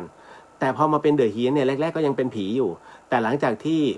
หลวงพี่ภาสกรละสังขารไปเนี่ยก็ต้องทำหน้าที่แทนท่านเพราะฉะนั้นกลายเป็นธรรมะเนี่ยเข้าไปเนี่ย 80% เลยนะเรื่องผีมันก็จะเป็นกลิ่นนะตรงเนี้ยยังกลัวอีกเหรออ๋อเหรอหนูไม่ได้ฟังนานแล้ว คนเราผมตั้งชื่อเดอะเฮียนเพื่อให้ดูว่าถ้าใครกลัวเนี่ยเขาเรียกจิตมันหลอกก่อนที่จะได้รู้รายละเอียดแสดงว่าเวลาอ่านอะไรก็ตามคุณอ่านหัวข้อก่อนนะฮะ ประเทศไทยแย่แล้วโอ้โหคราวนี้ใจวูบเลยมันแย่ยังไงวะคราวนี้อ่านอีกแต่ถ้าบอกว่ามหาเศรษฐีร่ำรวยไม่ยอมแจกตังค์จบแค่ตรงนี้เลยฮะแต่ไม่ได้อ่านแล้วจริงๆมันไม่ใช่มันแค่พูดถึงรายละเอียดลงไปแล้วก็เป็นข้อนะวิธีการทำให้รวยคือสอนกลเม็ดแต่ไม่อ่านเพราะอ่านหัวข้อไม่น่าสนใจแล้วก็จบเนี่ยจะเป็นอย่างเงี้ยนะฮะ ต่อมาโอ้โหอันนี้เดี๋ยวขอไปเดี๋ยวขอเลยเที่ยงคืนก่อนเพราะมันเป็นเรื่องวิญญาณ อันนี้เป็นเรื่องวิญญาณนะแป๊บหนึ่งอันนี้ไม่เกี่ยวกับวิญญาณฮะมัคครีผลและนารีผลต่างกันอย่างไรคะทำไมจึงมีที่ประเทศลาวอย่างเดียวคุณผู้ฟังเคยอันนี้ผมหาข้อมูลในเน็ตนะเดี๋ยวผมบอกก่อนบางเรื่องผมก็ไม่ได้รู้นะฮะมัคครีผลหรือนารีผลเนี่ยคือมัคครีผลกับนารีผลเนี่ยรู้แต่ว่าในประเทศลาวผมไม่รู้นะฮะคืออย่างนี้จำได้ไหมฮะเมื่อหลายปีก่อนนั้นมีข่าวเกี่ยวกับต้นมัคครีผลหรือว่านารีผลเนี่ยนะฮะที่ประเทศลาวแต่คราวนี้ก็คือว่ามัคครีผลหรือว่านารีผลเนี่ยต่างกันยังไงจริงๆไม่ได้ต่างกันเป็นไม้ชนิดเดียวกันนะฮะแต่เขาเรียกต่างกันนั่นแหละอยู่ในป่าหิมพานต์ซึ่งตรงนี้ก็เลยต้องบอกก่อนว่าตัวผลเนี่ยที่ออกมาเนี่ยมันจะเป็นรูปลักษณ์ของผู้หญิงและเป็นผู้หญิงสวยนะแล้วสวยแบบไหนสวยเหมือนผู้หญิงอายุ16ฮะผมยาวเปลือยนะฮะแต่มีอายุคืออย่างนี้เมื่อไหร่ก็ตามนะฮะที่นารีผลหรือมัคครีผลคือเขาเรียกต่างกันนะแต่จริงๆมันเป็นต้นเดียวกันนะฮะเมื่อไหร่ก็ตามที่นารีผลหลุดจากขั้วลงมานะจะเหี่ยวนะฮะเหี่ยวแล้วก็ค่อยๆยุบตัวให้สั้นลงแล้วก็ตายลงนะฮะแต่ถ้าเมื่อไหร่ก็ตามที่ถูกเด็ดนะถูกเด็ดมาในขณะที่โตเต็มที่ปุ๊บนารีผลนั้นจะมีอายุอยู่แค่7วันเท่านั้นตามหลักของทฤษฎีป่าหิมพานต์นะฮะป่าหิมพานต์อยู่ที่ไหนเอาอีกแล้ว นะฮะเดี๋ยวค่อยว่ากันเอาเรื่องราวของนารีผลแล้วก็มัคครีผลก่อนผู้ที่จะหยิบเด็ดนะฮะนารีผลหรือมัคครีผลมาเนี่ยก็ต้องบอกก่อนว่าจะมีคนที่เข้าไปในป่าหิมพานต์ได้จะมีบุรุษเข้าไปได้ไม่กี่ประเภทฮะเอาจริงก็จะเป็นพวกนักศิษย์นักศิษย์คือพวกไหนพวกฤาษีที่ยังมีราคะอยู่แต่ถ้าไม่มีราคะนั้นก็มีฮะคือนารีผลเนี่ยจะเป็นผลไม้ผลนะฮะที่ออกมาเป็นรูปร่างผู้หญิงทุกอย่างคือสตรีเลยล้วนๆคราวนี้ฤาษีเนี่ยถ้าฤาษีรูปใดที่อยากจะคิดว่าอยากฝึกตบะนะฮะจะฝึกตบะนะฮะว่าการฝึกของเรานั้นนะฮะเราจะชนะตัวกามได้ไหมท่านก็จะแสดงฤทธิ์เหาะมาที่ต้นนารีผลนะฮะเพื่อที่จะมาดูความเบ่งบานนะฮะของสาวแห่งผลของนารีนั้นในรูปร่างถ้าฤาษีรูปใดตบะแตกก็จัดการนะฮะเรียกว่าเด็ดขั้วเอานารีผลนั้นไปเป็นเมียเขาเรียกตบะแตกเพราะฉะนั้นพังฮะฤาษีอันนั้นก็คือในส่วนของอาคมทั้งหลายที่หรือว่าบุญทั้งหลายที่ปฏิบัติมาเนี่ยทันทีฮะก็คล้ายๆพระกึ่งปาราชิกแต่คราวนี้รูปใดที่ตบะแกร่งก็เรียกว่าพอลงใจเสร็จปุ๊บเนี่ยแสดงว่าแก่กล้าท่านก็จะเหาะกลับที่เดิมบำเพ็ญต่อแสดงว่าเลยขั้นที่เรียกว่าตบะนะตบะไม่แตกแล้วก็ในเรื่องของกามโลกีนั้นไม่สามารถทำอะไรท่านได้แล้วอันนี้พวกนักศิษย์นะฮะต่อมาเป็นอีกประเภทหนึ่งที่มีโอกาสเข้าไปเชยชมนารีผลได้คือคนทันฮะคนทันแน่นอนที่สุดคนทันนั้นมักจะอยู่เป็นบริวารของเท้าทศรถนะฮะผู้ที่เป็นใหญ่ทางด้านตะวันออก ดังนั้นณตรงเนี้ยคนทันคือใครคนทันก็คือเทวดาเทวดานั้นจริงๆแล้วเทวดาเขาจะมีหลายหมู่นะบางคนก็มีหน้าที่เขาเรียกทำเหล้าทำเหล้าแบบเหล้าเทวดาเพื่อให้เรียกว่าเทพชั้นบนนั้นได้เสวยได้ดื่มนะฮะแล้วก็จะมีอีกหมู่หนึ่งก็เรียกว่าพวกที่เล่นดนตรีก็จะเป็นคนทันอีกประเภทหนึ่งแต่ว่าของเรานั้นรวมเลยฮะว่าคนทันเนี่ยนะฮะณตรงนี้ก็คือมวลเทวดาหมู่เทวดาที่ยังมีโลกียะอยู่ก็จะไปแต่ตรงนั้นสามารถเด็ดนะฮะนารีผลออกมาต่อมาเป็นพวกวิทยาธรนะฮะวิทยาธรเป็นใครคุ้นไหมฮะชื่อวิทยาธรพวกที่มีอาคมฝึกอาคมทั้งหมดทั้งมวลหรือว่าเป็นพวกเทวดาชั้นต่ำนะพวกนี้นะก็จะมีโอกาสที่จะเข้าไปในป่าหิมพานต์ก็ดูนารีผลต่างๆก็เด็ดออกมานะฮะเพื่อเอามาเป็นเมียให้ได้เห็นไหมฮะมันก็จะเป็นลดหลั่นกันมานี่แหละก็จะมีทั้งหมดด้วยกัน3ประเภทที่ผมพูดออกไปดังนั้นต้นนารีผลแท้ๆเนี่ยที่เกิดขึ้นที่เอาในป่าหิมพานต์ก่อนเพราะฉะนั้นนารีผลนั้นจึงมีเรียกว่าความสูงใหญ่เนี่ยของตัวผลเนี่ยเท่าผู้หญิงแท้ๆเลยฮะอายุ16นะฮะซึ่งอยู่ในป่าหิมพานต์อยู่ไหนอยู่ระหว่างสวรรค์ชั้นจาตุมหาราชิกานะฮะอยู่โคนเลยนะฮะซึ่งณตรงเนี้ยไปจนถึงชั้นดาวดึงส์แต่ความสูงนะฮะจนถึงชั้นดาวดึงส์แต่ช่วงป่าหิมพานต์เนี่ยมันจะอยู่เฉพาะขึ้นมานิดนึงคือระหว่างเชิงเขาอะเชิงจะบอกว่าไงดีถ้าขึ้นบันไดก็เอาสัก5 ขั้นแล้วก็จะเป็นในส่วนของป่าหิมพานต์แล้วทั้งหมดแล้วก็อยู่สูงขึ้นมาแต่ไม่ถึงดาวดึงส์นะฮะแต่อยู่ในกลุ่มของเขาพระสุเมนณตรงนั้นเลยนั่นแหละแต่อยู่ในโคนของเขาพระสุเมนนะฮะนี่คือป่าหิมพานต์แล้วมาพูดถึงในประเทศลาวก่อนในประเทศลาวนั้นเท่าที่ผมเห็นภาพนะฮะเป็นไม้ประหลาดจะไปบอกว่าเขาทำขึ้นหรือเปล่าก็ตอบลำบากนะฮะอันนี้ตอบลำบากจริงแต่ว่าเห็นแล้วล่ะว่า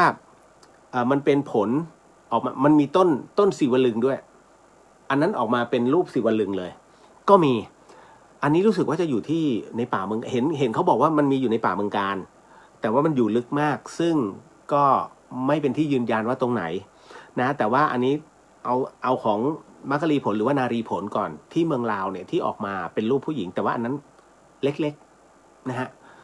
ก็คิดว่าใช่หรือเปล่า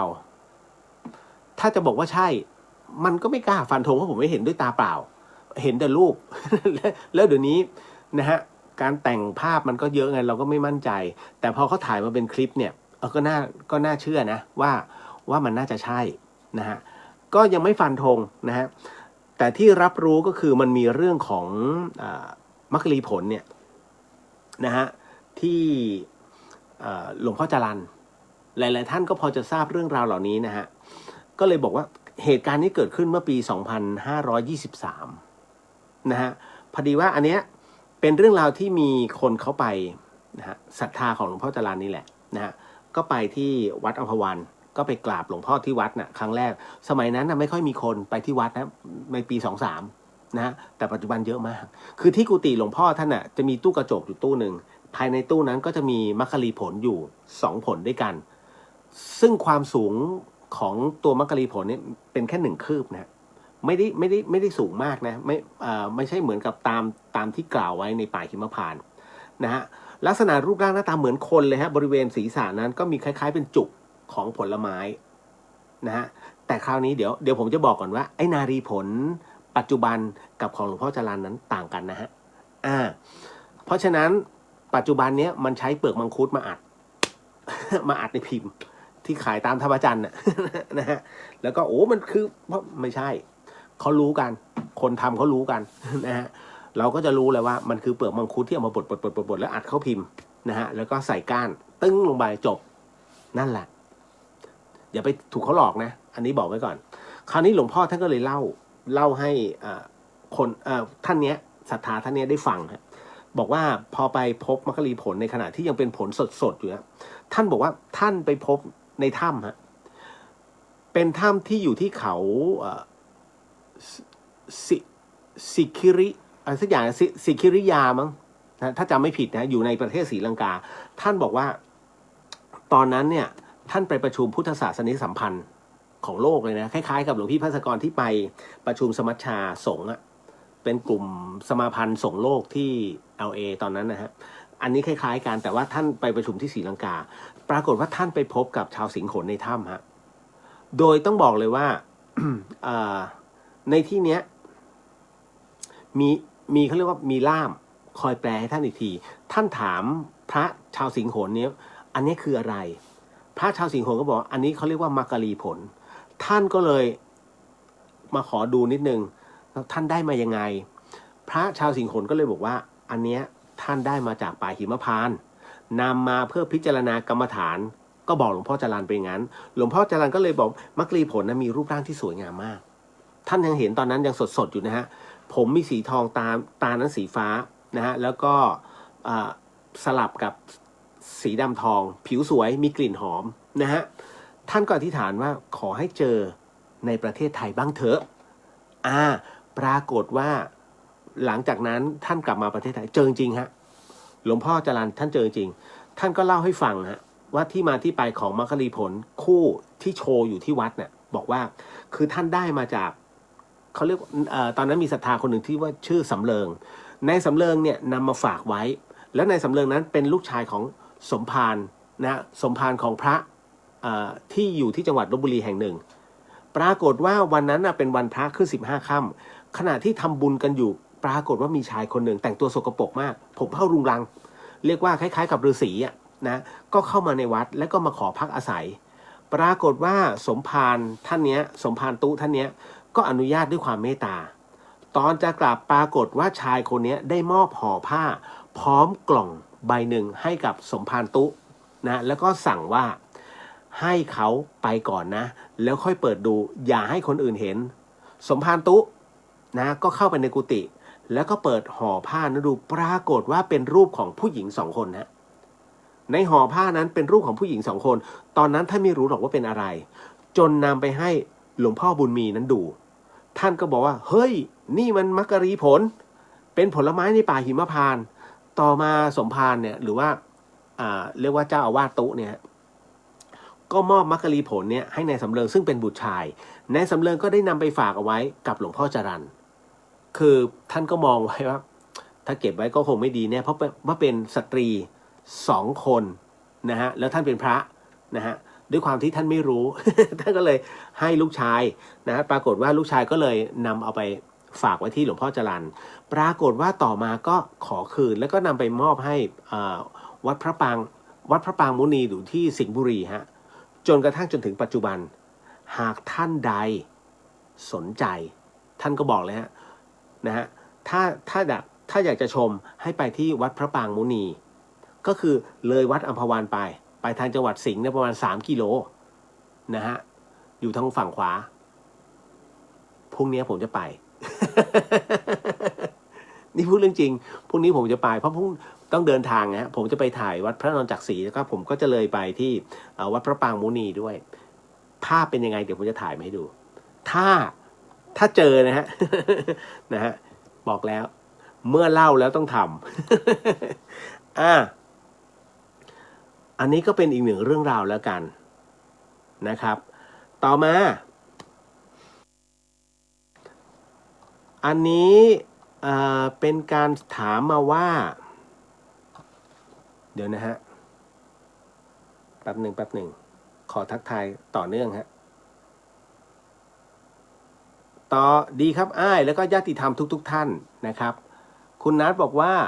สวัสดีคุณเรียวกับชาวเดอะเฮียนค่ะนะฮะสวัสดีครับมาอีกอันหนึ่งพี่เรียวคนเราดวงตกต้องแก้ยังไงคะไปดูหมอมาล่ะ เพราะสามีเป็นโรคผิวหนังอักเสบรุนแรงโดนแดดไม่ได้เลยอยากแก้กรรมมาก อุยตายแล้ว ผมไม่ใช่ผู้วิเศษนะฮะที่จะไปแก้กรรมชาวบ้านได้ เข้าใจสมัยนะ อันนี้บอกไว้ก่อนนะฮะเดี๋ยวขอทำมาร์กก่อนฮะว่าผมตอบไปแล้ว ไม่งั้นโอ้ยเดี๋ยวปวดหัว มันไปตอบซ้ำๆฮะผมไม่ใช่ผู้วิเศษ แม้แต่องค์พระสัมมาสัมพุทธเจ้านั้นก็ไม่สามารถจะแก้กรรมให้ใครได้ ยกเว้นตัวท่านเองอ่ะที่สามารถจะแก้ไขผ่อนกรรมของท่านได้ แก้กรรมยังไงทำกรรมใหม่ที่ดีนะฮะแล้วยิ่งใหญ่กว่ากรรมเก่าที่เคยทำมาแล้วมันจะช่วยฮะเป็นเรื่องจริงนะฮะเพราะฉะนั้นเนี่ยถึงได้บอกว่าสิ่งวันนี้สมทานศีลยังพุทโธธัมโมสังโฆสิ่งข้อ 1ไม่ฆ่าสัตว์สิ่งข้อ 2ไม่ลักทรัพย์สิ่งข้อ 3ไม่ประพฤติผิดในกามสิ่งข้อ 4ไม่พูดเท็จสิ่งข้อ 5ไม่ดื่มสุราและของมึนเมาบัดนี้ข้าพเจ้าตั้งใจรักษาศีลและบัดนี้ข้าพเจ้าคือผู้มีศีลด้วยอำนาจแห่งศีลนี้ขอให้ข้าพเจ้านั้นมีสติปัญญาและมีร่างกายที่แข็งแรงสาธุเพียงสมทานทุกวันศีลจะเป็นตัวครอบเราศีลจะส่งผลให้เราเมื่อไหร่ส่งผลเมื่อเราเขาเรียกว่าอับโชคจริงๆฮะเมื่อเราอยู่ในที่ที่ภัยนั้นไม่สามารถจะหลีกเลี่ยงได้สมทานศีลทันทีแล้วมันจะมีปาฏิหาริย์เกิดขึ้นสุดๆแล้วฮะคือสุดๆของชีวิตแล้วนั่นนะฮะศีลจะคุ้มครองเรานะฮะมันเป็นเรื่องที่แปลกแต่อยากให้ทุกคนนั้นมีสติแล้วก็ลองทำดูถามว่าท่องเนี่ยรักษาศีลเสียตังค์มั้ยไม่ได้เสียเลยจะเสียเขาเรียกว่าจะเสียเหลี่ยมไหมเอาเหลี่ยมตรงไหนมาให้เสียเกี่ยวกับศีลถูกไหมฮะถ้าแบบโอ้ไอ้นี่มารักษาศีลเชยว่ะปล่อยเขาอันนั้นคือมิจฉาทิฏฐิที่เขาคิดก็ต้องปล่อยดีกว่าไม่รักษาศีลเลยถ้ามีศีลคุ้มครองเนี่ยอย่างน้อยเอาวะยิงเนี่ยจะถูกหัวใจแน่ๆศีลอาจจะช่วยนิดนึงกำลังจะถึงข้อ 5จามฮัดเชยกระสุนถาก ทำเป็นเล่นมีไม่เอ่ยชื่อ ขอไม่เอ่ยชื่อเป็นตำรวจฮะ ก็มีตำรวจท่านหนึ่งนะฮะไม่เชื่อเรื่องของการสมทานศีลปรากฏว่าวันหนึ่งเขาไปเรียกว่าต้องลาดตระเวนเพื่อจะจับพวกยาบ้าไม่ได้ในกรุงเทพไม่ใช่กรุงเทพลืมบอกนะฮะแล้วเขาก็ต้องตระเวนตอนพวกตชด.เสร็จปุ๊บก็ตามตะเข็บชายแดนก็ไปเจอพวกที่เขาขนยาบ้าโอ้ยิงสนั่นเลยเป็นข่าวด้วยนะเป็นข่าวยิงกันสนั่นหวั่นไหวและปรากฏว่าเขาบอกว่าก็นึกถึงเขาก็ฟังรายการก็ลองสมทานศีลพุทโธธัมโมสังโฆสิ่งข้อ 1ไม่ฆ่าสัตว์สิ่งข้อ 2ไม่ลักทรัพย์สิ่งข้อ 3ไม่ประพฤติผิดในกามสิ่งข้อ 4ไม่พูดสิ่งข้อ 5ไม่ดื่มสุราและของมึนบัดนี้ข้าพเจ้าตั้งใจรักษาศีลและบัดนี้แล้วแมงมันบินเข้าจมูกบัดนี้แค่บัดนี้นะฮะกำลังจามฮัดชิวไอ้นั่นยิงพอดีฮะถากฟิว โหพี่ครับถ้าผมไม่หลบนี่เต็มกระบาล โอ้บังเอิญมันจามพอดี เขาเรียกศีลช่วยไว้แมงมันบินเข้าจมูกแล้วผมจามฮัดชิว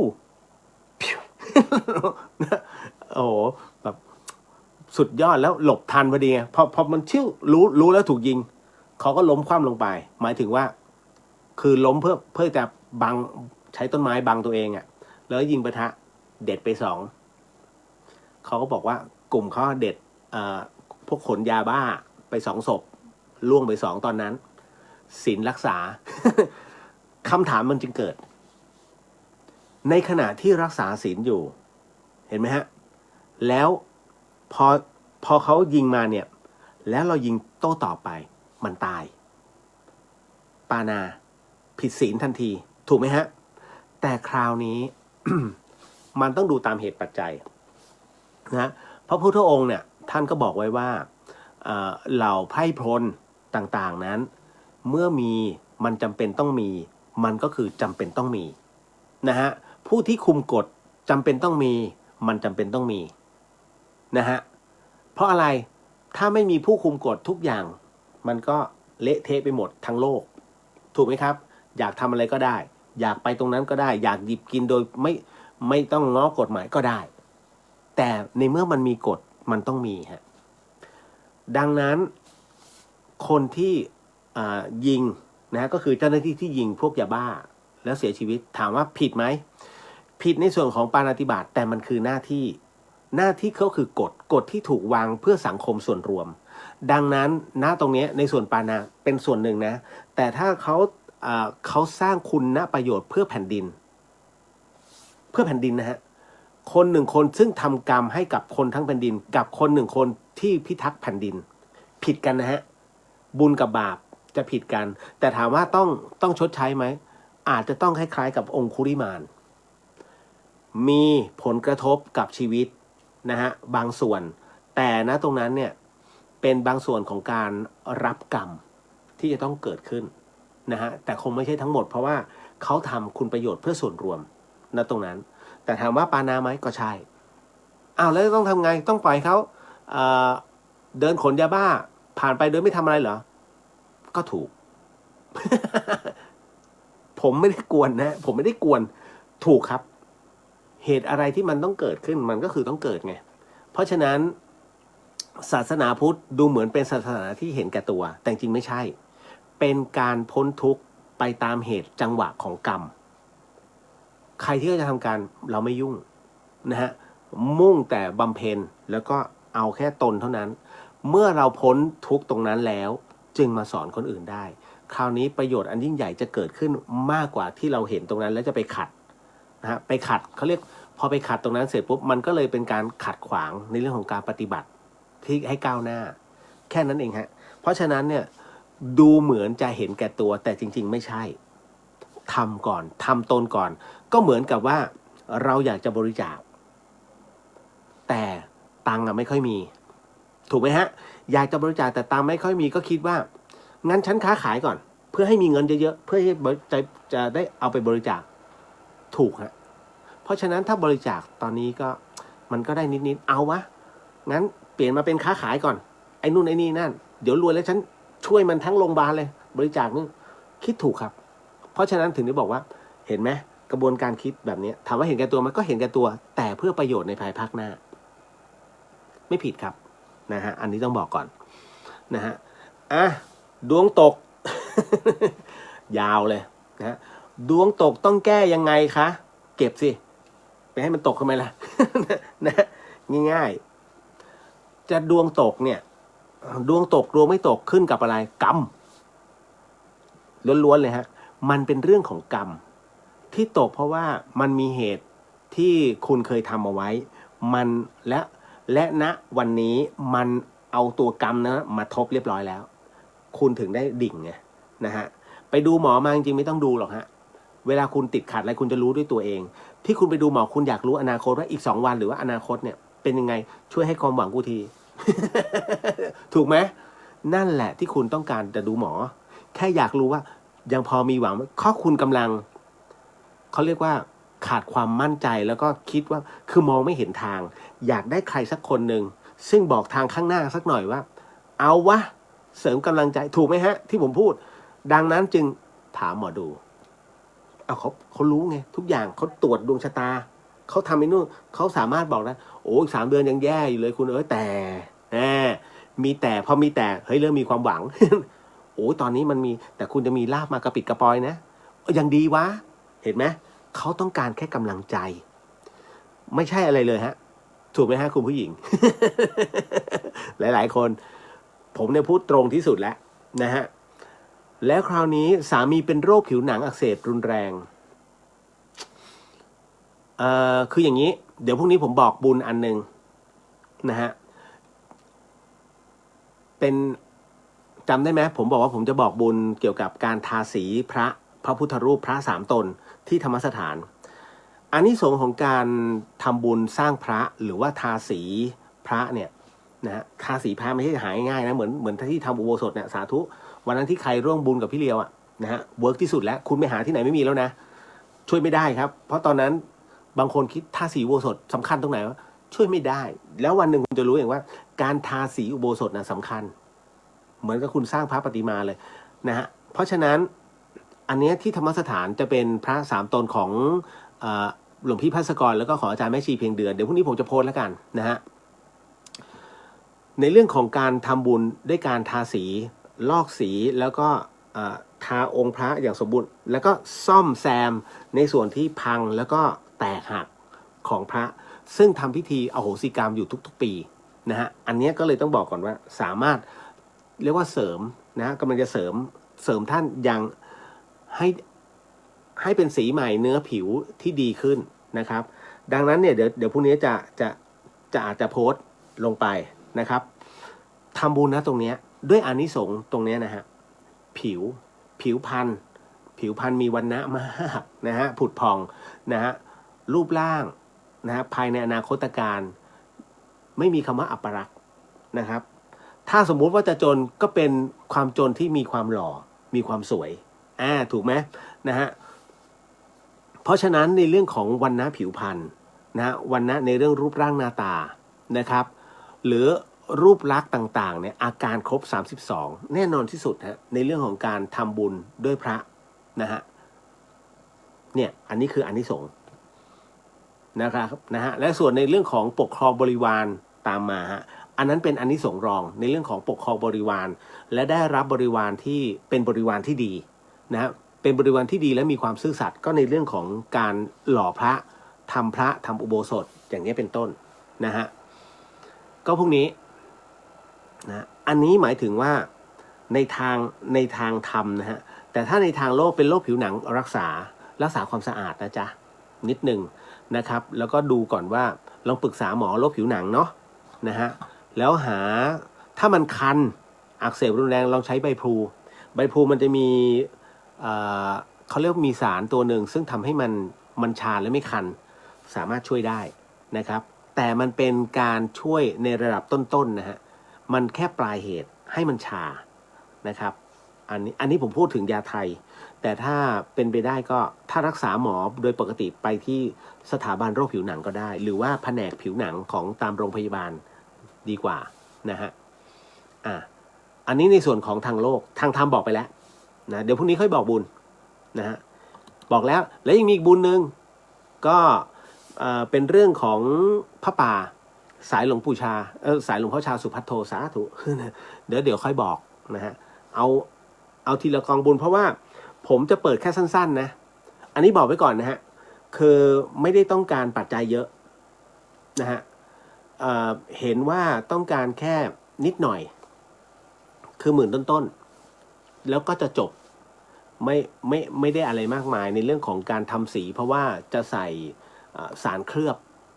องค์พระอีกทีหนึ่งเพื่อให้คงทนนะฮะ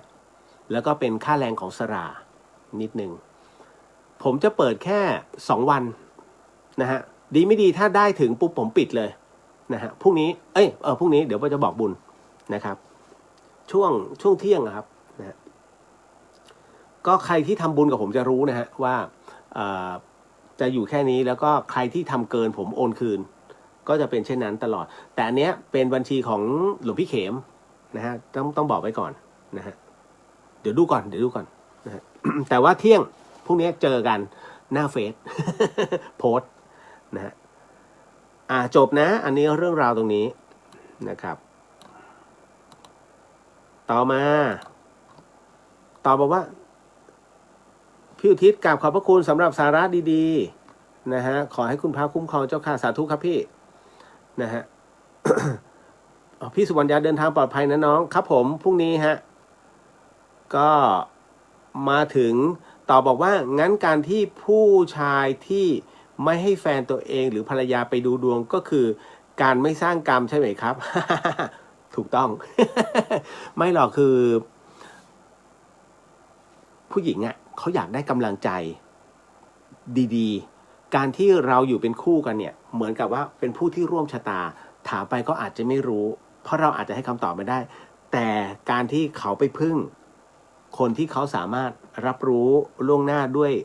บางสิ่งบางอย่างที่มันบอกเขาได้ดวงดาวไพ่ไข่เคยดูว่าหมอดูไข่ลายมืออะไรยูเรเนียนโอ้เยอะแยะเลขฐาน10อะไรก็ว่าไปนั่นแหละแล้วแต่นั่นนะฮะเขาต้องการแค่ตรงนั้นกำลังใจนี่ประมาณไม่น่าเกินต้นปีหน้า มีลาบใหญ่ โอ้มาเลยจานเบลเลอร์เลย ลาบหมู นะฮะต่อขอถามเป็นความรู้ครับนะ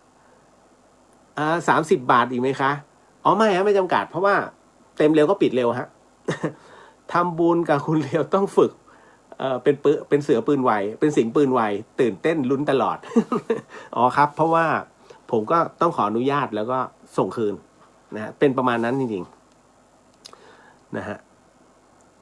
อ๋อคุณบุญบอกว่าสมทานศีลตลอดวันครับมั่นใจพลานุภาพสุดยอดโมทนาสาธุพี่ขวัญตา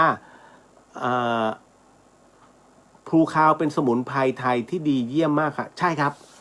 ก็ใช้ได้นะฮะอย่าลืมนะอย่าทำบุญจนลืมรักษาที่ผมพูดหมายถึงว่าอนาคตการ นะฮะโอ้เดี๋ยวไปทำบุญพี่เลี้ยวหนูทำบุญทาสีแล้วหนูทำบุญสร้างพระแล้วไม่เห็นเลย เดี๋ยวที่ผมพูดเนี่ยอนาคตการยันชาติหน้าแต่อันเนี้ย ไปหาหมอก่อนนะฮะอย่าเบี่ยงประเด็นเนอะเมื่อกี้ผมค้างอันนึงหรือเปล่าผมค้างเรื่องหลอนคุณผู้ฟังครับสิ่งที่ผมกำลังจะเล่าให้คุณผู้ฟังได้ยินได้ฟังเรื่องราวต่อไปนี้นั้นอย่าเชื่อให้ฟังหูไว้หูแล้วก็ใช้วิจารณญาณทุกครั้งในการรับฟังเรื่องราวประเภทนี้นะฮะข้อสำคัญอยากให้คุณผู้ฟังได้ฟังเป็นนิยายเพราะเรื่องนี้เป็นเรื่องของจิตวิญญาณก็มีผู้ใช้ Facebook ไม่พูดชื่อแล้วกันไม่ขอเอ่ยชื่อเพราะว่าผมส่วนใหญ่ผมไม่ค่อยเอ่ยเท่าไหร่ยกเว้นพี่ๆกลุ่มแพนด้า กลุ่มนี้ลูกศิษย์หลวงพี่ต้องเอ่ยนิดนึงนะพี่เลียวคะมันมีครั้งหนึ่งที่หนูนอนอยู่แล้วปรากฏว่าแฟนเก่าที่ตายเขาตายไปแล้วนะแฟนเก่าตายนะมายืนอยู่ที่ปลายเตียงเฉยเลยมายืนอยู่ที่ปลายเตียงหนูก็พยายามสวดมนต์แผ่เมตตาแต่ปรากฏว่ายิ่งสวดเขายิ่งเดินกระเถิบมาทีละก้าวจนกระทั่งเขามายืนอยู่ข้างๆแล้วเขาก็เอามือเนี่ยนะฮะมือที่เปื้อนเลือดของเขาเนี่ยค่อยๆมาจับหน้าผากของหนูซึ่งเย็นมากตอนนั้นหนูสติแตกแล้วร้องกรี๊ดดังมากตื่นขึ้นตอนนั้นเกือบจะตี 5จึงรู้ว่าฝันไปซึ่งหนูเองเนี่ยจำความรู้สึกนั้นได้จริงๆแล้วเขาก็เอามือเนี่ยมาจับก็จับจริงๆทำไมจึงเป็นเช่นนั้นแล้วเขามาจริงหรือเปล่าคะอยากทราบฮะทวนนะฮะน้องคนนี้นะฮะนอนอยู่ที่ห้องนอนของตัวเองปรากฏว่าแฟนเก่าซึ่งตายจากอุบัติเหตุนะฮะมายืนอยู่ที่ปลายเตียงในขณะเดียวกันเธอก็เห็นในความมืดนั้นเธอก็เห็นพยายามสวดมนต์แล้วก็พยายามแผ่เมตตาแต่ยิ่งสวดยิ่งแผ่เขายิ่งเดินมาทีละก้าวอย่างช้าๆกระเถิบเข้ามาจนกระทั่งมาอยู่ข้างตัวเธอแล้วก็เอามือซึ่งเปื้อนไปด้วยเลือดค่อยๆจับไปที่หน้าผากของเธอกลัวมากน้องร้องมาเสียงหลงอย่างสติแตกกรี๊ดลั่นแล้วก็ผุดตัวเองขึ้นมาจึงรู้ว่าตัวเองนั้นฝันไปนะฮะก็เลยถามว่ามันคือเรื่องจริงหรือเปล่าหรือหนูฝันนะฮะคำตอบคือเข้ามาจริงๆครับสิ่งที่น้องสัมผัสอยู่คือของจริงทำไมจึงเป็นเช่นนั้นเพราะว่าผมบอกเลยว่าคนเราเนี่ยตายทุกวันคำว่าตายทุกวันคืออะไรคุณหลับคุณตายผมพูดเรื่องจริงนะอาการที่คุณหลับแล้วหลับลึกเนี่ยคุณตายความตายเป็นแบบนั้นเลยนะฮะเพราะฉะนั้นสิ่งที่น้องสัมผัสคือตัวอธิสมานกายคือกายละเอียดที่มันผุดขึ้นมาในความฝันแล้วมันไปอยู่ในเลเวลเดียวกับวิญญาณนั่นคือในมิตินั้นแต่ทำไม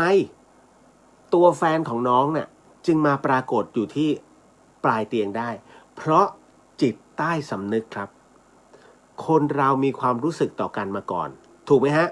คุณไม่รู้หรอกว่าไอ้ตัวจิตใต้สำนึกตัวนี้ Data ตัวนี้มันจะถูกดึงเข้าไปในตัวของวิญญาณของคุณเนี่ยเมื่อไหร่นะฮะดังนั้นในวันที่น้องเหมือนกับ คือฝันที่เป็นจริงอันนี้ของน้องเนี่ยปรากฏว่า Data เนี่ยมันถูกดึงเข้ามาจนปรากฏภาพของวิญญาณของแฟนคุณอะขึ้นมาทันทีนะฮะณตรงนี้นี่เองทำไมยิ่งสวดมนต์แล้วก็ยิ่งแผ่เมตตาเขาจึงไม่ไปเพราะมันอยู่ในเลเวลเดียวกันพอมันอยู่ในเลเวลเดียวกันเนี่ยยังไงเขาไปไม่ได้จนกระทั่งคุณกลับเข้ามาในร่างด้วยความตกใจมันถึงตื่นขึ้นมาปึ้มอ้าวหายไปแล้วคนละเลเวลแล้วคลื่นเนี่ยมันคนละเวฟกันแล้วนะฮะแต่ตอนที่ฝันคุณอยู่ในคลื่นเดียวกันฮะในเวฟเดียวกันนะฮะมันจึงได้เกิดการสัมผัสกันแต่ถ้าสมมุติว่าอยู่ในเลเวลเดียวกันเดี๋ยวบอกวิธีแก้ให้เดี๋ยวแป๊บหนึ่งพอถึงตรงนี้เสร็จปุ๊บเนี่ยก็เลยต้องบอกก่อนนะว่ามันเป็นการก่อตัวของพลังงานที่เขามาปรากฏได้เนี่ยเพราะว่าไอ้ตัว Data ของคุณที่เคยคบกันมาก่อนนะอยู่ๆมันผุดขึ้นมาแล้วที่เขามาโผล่ได้เพราะว่ามันเป็นการปรากฏตัวของพลังงานอยากพบอยากเจอนะฮะการปรากฏตัวหรือว่าการก่อตัวของพลังงานตัวนี้มันเป็นพลังบุญของแฟนของคุณนะฮะเมื่อปรากฏมาตัวนี้เขาหวังประโยชน์ของฟรีไม่มีในโลกแม้แต่กระทั่งโลกวิญญาณหรือโลกอีกหนึ่งโลกของจิตนะฮะเขาหวังอะไรหวังอยากให้คุณช่วยทำบุญหน่อยต่อบุญให้เขาหน่อยนั่นแหละเขาถึงต้องอาศัยกำลังบุญรวมบุญทั้งหมดเนี่ยปรากฏขึ้นมาให้เป็นร่างให้ได้แต่บังเอิญว่าโชคดีที่เขาใช้กำลังบุญไม่เยอะทำไมจึงเป็นเช่นนั้นเพราะเป็นจังหวะที่คุณหลับลึกเขาเรียกคุณตายไปชั่วคราวแล้วฝันพอดีมันก็เลยทำให้ดึงเข้ามาสู่ในมิติของเขาได้คุยกันรู้เรื่องแต่บังเอิญคุณไม่คุยคุณกรี๊ด แต่คุณเห็นเขาแล้วไงนะฮะให้จำไว้เลยว่าเขาไม่ได้มาหลอกเพราะสัมภเวสีผีทั้งหลายอยู่ในเลเวลต่ำกว่าความเป็นมนุษย์ของเราทำบุญได้นะคุณแต่บังเอิญว่าเราเนี่ยทำตัวให้ต่ำไปกว่าเขาอันนี้หมายถึงว่าผมไม่ได้ว่าเราทำตัวให้เป็นชั้นต่ำไม่ใช่นะอย่าเข้าใจผิดผมกำลังพูดถึงว่าเรากำลังทำให้จิตของเราเนี่ยกลัวยิ่งกลัวปุ๊บเรากดจิตตัวเองให้ต่ำลงในเลเวลต่ำกว่าเขาจริงๆแล้วถ้าคุณไม่กลัวนะฮะวิธีแก้นั่งสมาธิเลยฮะสมาธิแล้วบอกเลยว่าไอ้จิตตัวเนี้ยมันเป็นจิตฝ่ายลบที่มันเข้ามากำจัดออกให้ได้พุทโธไปถ้าเขาจะสัมผัสก็พุทโธไปเดี๋ยวจะหายไปเองแต่ให้รับรู้แล้วอธิษฐานไว้แล้วรู้แล้วเดี๋ยวทำบุญให้รู้แล้วแล้วก็พุทโธไปเดี๋ยวหายครับเพราะว่าการปรากฏของวิญญาณของพลังงานเนี่ยเขาแค่ต้องการแค่นั้นเองไม่ได้มีอะไรไปมากกว่านี้นะฮะไม่ได้มีสาระสำคัญมึงต้องตายมึงต้องอันนี้ดูหนังมากไปวิญญาณนั้นถ้ามาจะบีบคอขนาดนี้มึงมาเต็มตัวแล้วมีกระดูกก็ละ นะมันจะมาบีบให้รู้สึกไม่ได้แต่ถ้ามาแกล้งในลักษณะต่างๆให้หลอนให้เห็นทำได้นะฮะเป็นวิญญาณ1ขี้เล่น2อาฆาตนะฮะ3คือไม่ชอบหรือว่าหวงแหนประมาณอย่างที่น้องผมโดนนะฮะไปจอดในบ้านของเขาซึ่งเจ้าของเขาหวงบ้านอันนั้นโดนเลยตอนคืนโดนสิงเลยอันเนี้ยประเภทเนี้ยก็จริงๆแล้วใช้หลักของสมาธิเข้าช่วยนะฮะมันจะทำอะไรก็ตามให้เราพุทโธมันจะอยู่ในสมมุตินะว่าถูกเดี๋ยวมีรู้สึกว่าจะมีคำถามที่เรื่องผีเข้าให้คุณตั้งสมาธิแล้วนั่งสมาธินั่งอยู่ในร่างตัวเองเลยแม้จะถูกสิงก็ให้นั่งอยู่ในร่างตัวเองเดี๋ยวหลุดเองฮะนะเพราะว่าจิตเราเมื่อรวมเป็นหนึ่งแล้วอะไรก็สู้ไม่ได้มันจะดีดออกเองนะฮะให้จำไว้นี่คือพลังการที่เขามาตรงนี้เขามาขอคุณก็สามารถอุทิศแล้วก็ส่งเป็นกุศลให้เขาได้นะฮะเก็ตนะอันนี้ผมบอกไปแล้วต่อบอกว่างั้นน้องยอมโสดแล้วดูแลแม่ดีกว่าครับเห็นพ่อแม่บอกภูมิใจในตัวผมเกิดปิติดีกว่ากลัวบาปแล้ว สาธุคุณจินชาว่าถ้าเป็นพลังบุญทำไมเขาไม่มาในรูปดีๆทำไมทำให้กลัวคะคือบางอย่างเนี่ยฮะในรูปแบบเนี้ยกำหนดไม่ได้อาจจะด้วย คิดว่านะคิดว่าณตรงเนี้ยบุญที่เขาเคยทำในสมัยที่มีชีวิตอยู่เนี่ยน้อยจำได้ไหมฮะคนเมื่อตายไปแล้วเห็นท่านท้าวพญายมราชเป็นผู้ที่น่ากลัวดุร้ายนั่นเพราะตัวกรรมเป็นตัวบีบแต่คนที่เห็นท่านท้าวพญายมราชเป็นเทวดาที่รูปร่างนะรูปลักษณ์สวยงามนะเหมือนกับโอ้โหเหมือนเทพบุตรเลยอันนั้นเพราะว่าตัวกรรมดีเป็นตัวกำหนดการที่มาในรูปแบบของความที่เป็นคนที่ดูน่ากลัวเลือดออกมาแบบนี้เป็นวิญญาณที่ดูน่ากลัวนั่นเป็นเพราะว่ากำลังบุญไม่เพียงพอเมื่อรวมแล้วเนี่ยได้แค่ปรากฏตัวแล้วมาบอกเป็นนัยยะจบแล้วฮะนั่นก็คือเหมือนกับพลังงานเสียไปเยอะแล้วนะครับอันนี้แหละเป็นตัวกำหนดตัวบุญเป็นตัวกำหนดตัวพลังบุญของเขากำหนดเพราะว่าจริงๆแล้วถ้าคนที่มีบุญเยอะตายปุ๊บเกิดปั๊บตายตามธรรมชาตินะไม่ใช่แบบตายโหงนะตายตามธรรมชาติปุ๊บสมมติปู่เราเนี่ยตายปึ้งตามธรรมชาติเพราะบุญเยอะทำบุญมาก่อนเมื่อตายปุ๊บโอปาปาติกะวิญญาณหรือว่าตัวจิตเนี่ยต้องมีร่างท่านสามารถกำหนดได้สมัยเป็นหนุ่มเลยสมัยที่แบบโอ้โหพีคสุดของท่านเป็นรูปลักษณ์ตรงนั้นเลยนะฮะดังนั้นนั่นแหละฮะนั่นคือวิญญาณซึ่งก่อรูปมาเป็นโอปาปาติกะเป็นรูปสมัยคุณปู่ยังหนุ่มเราอาจจะไม่รู้หรอกว่านี่คือคุณปู่ถ้ากลับไปอยู่ในภพภูมิแต่ถ้าสมมุติจะมาปรากฏตัวคุณปู่ก็จะกลับมาให้เห็นในรูปล่าสุดซึ่งหลานๆจำได้ประมาณนั้นนะฮะเพราะคุณย่าผมเนี่ยซึ่งเป็นแม่ชีเนี่ยท่านก็กึ่งอัลไซเมอร์ตอนที่อยู่ที่วัดเขาประดูชุมพลตอนที่ท่านหลับไปจำได้ผมเคยเล่าแล้ว นะฮะตอนที่แม่กำลังจะข้ามเข้าไปในฝันแล้วกำลังจะข้ามสะพานเพราะคุณปู่เรียกชะแลมมานี่นะชะแลมแล้วอีกฝั่งหนึ่งคือแม่ข้ามไปแล้วกำลังข้ามแต่ยังไม่พ้นนะข้ามอยู่ระหว่างสะพานก็มีอีกเสียงหนึ่งเรียกแม่แลมนะฮะแม่ก็มองซ้ายมองขวาสุดท้ายก็ไปตามเสียงที่มาเรียกทีหลังว่าแม่แลมแม่เขาก็เดินกลับเข้ามาแล้วก็ฟื้นตกใจตื่นขึ้นมาแล้วเขาก็เล่าว่าคุณปู่มาอย่างหล่อเลยมาอย่างสมัยหนุ่มเลยแสดงว่าด้วยพลานุภาพของบุญที่เคยทำเอาไว้นั่นนะฮะท่านสามารถเนรมิตตัวเองได้ในขณะที่เป็นหนุ่มคุณปู่เสียตอนอายุ70นะตอนนั้นนะฮะเป็นตอนนั้นเป็นรองอมาตย์เอกก็เป็นอดีตเป็นพ่อเมืองลำพูนนะฮะ ผู้ว่าการมณฑลตอนนั้นนะฮะก็เนี่ยฮะมันจะวิธีการในการก่อของตัวพลังมันจะเป็นอย่างนั้นนะฮะพี่เจี๊ยบสวัสดีค่ะน้องเลียวสวัสดีฮะคุณปอสวัสดีครับพี่เลียวสวัสดีครับผมนะฮะต่อมาเกตนะดูหลอนไหมดูน่ากลัวแต่ไม่น่ากลัวฮะ จริงๆผมเดี๋ยวพรุ่งนี้จะบอกบุญก่อนในเรื่องของทาสีพระสามตนแล้วจากนั้นสักประมาณวันศุกร์ผมจะวันพรุ่งนี้วันพฤหัสวันพุธใช่ไหมพุธพฤหัสถ้าเต็มผมปิดวันพรุ่งนี้เลยแล้วก็พฤหัสบอกอีกหนึ่งบุญเป็นบุญของพระอาจารย์ทรงพลก็คือท่านเป็นสายหลวงพ่อชาซึ่งผมไปปฏิบัติธรรมอยู่ตรงนั้นแล้วก็เรียกว่าเห็นอกเห็นใจครูบาอาจารย์เพราะว่าท่านไม่บ่นหรอกว่าลำบากท่านก็ปฏิบัติของท่านนะแล้วสายวัดหนองปลาพงคุณนะฮะไม่สนโลก ปฏิบัตินะฮะใครเรียกว่า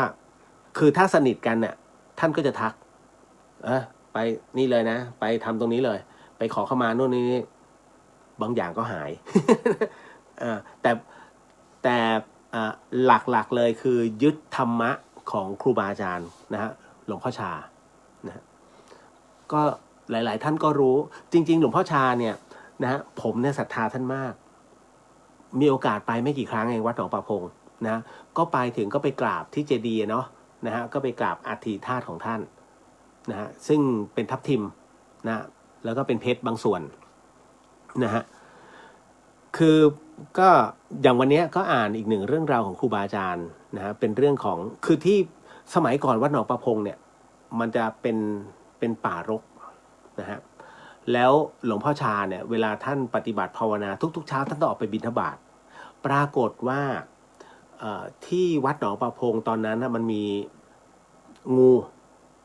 งูจงอางตัวหนึ่งนะฮะ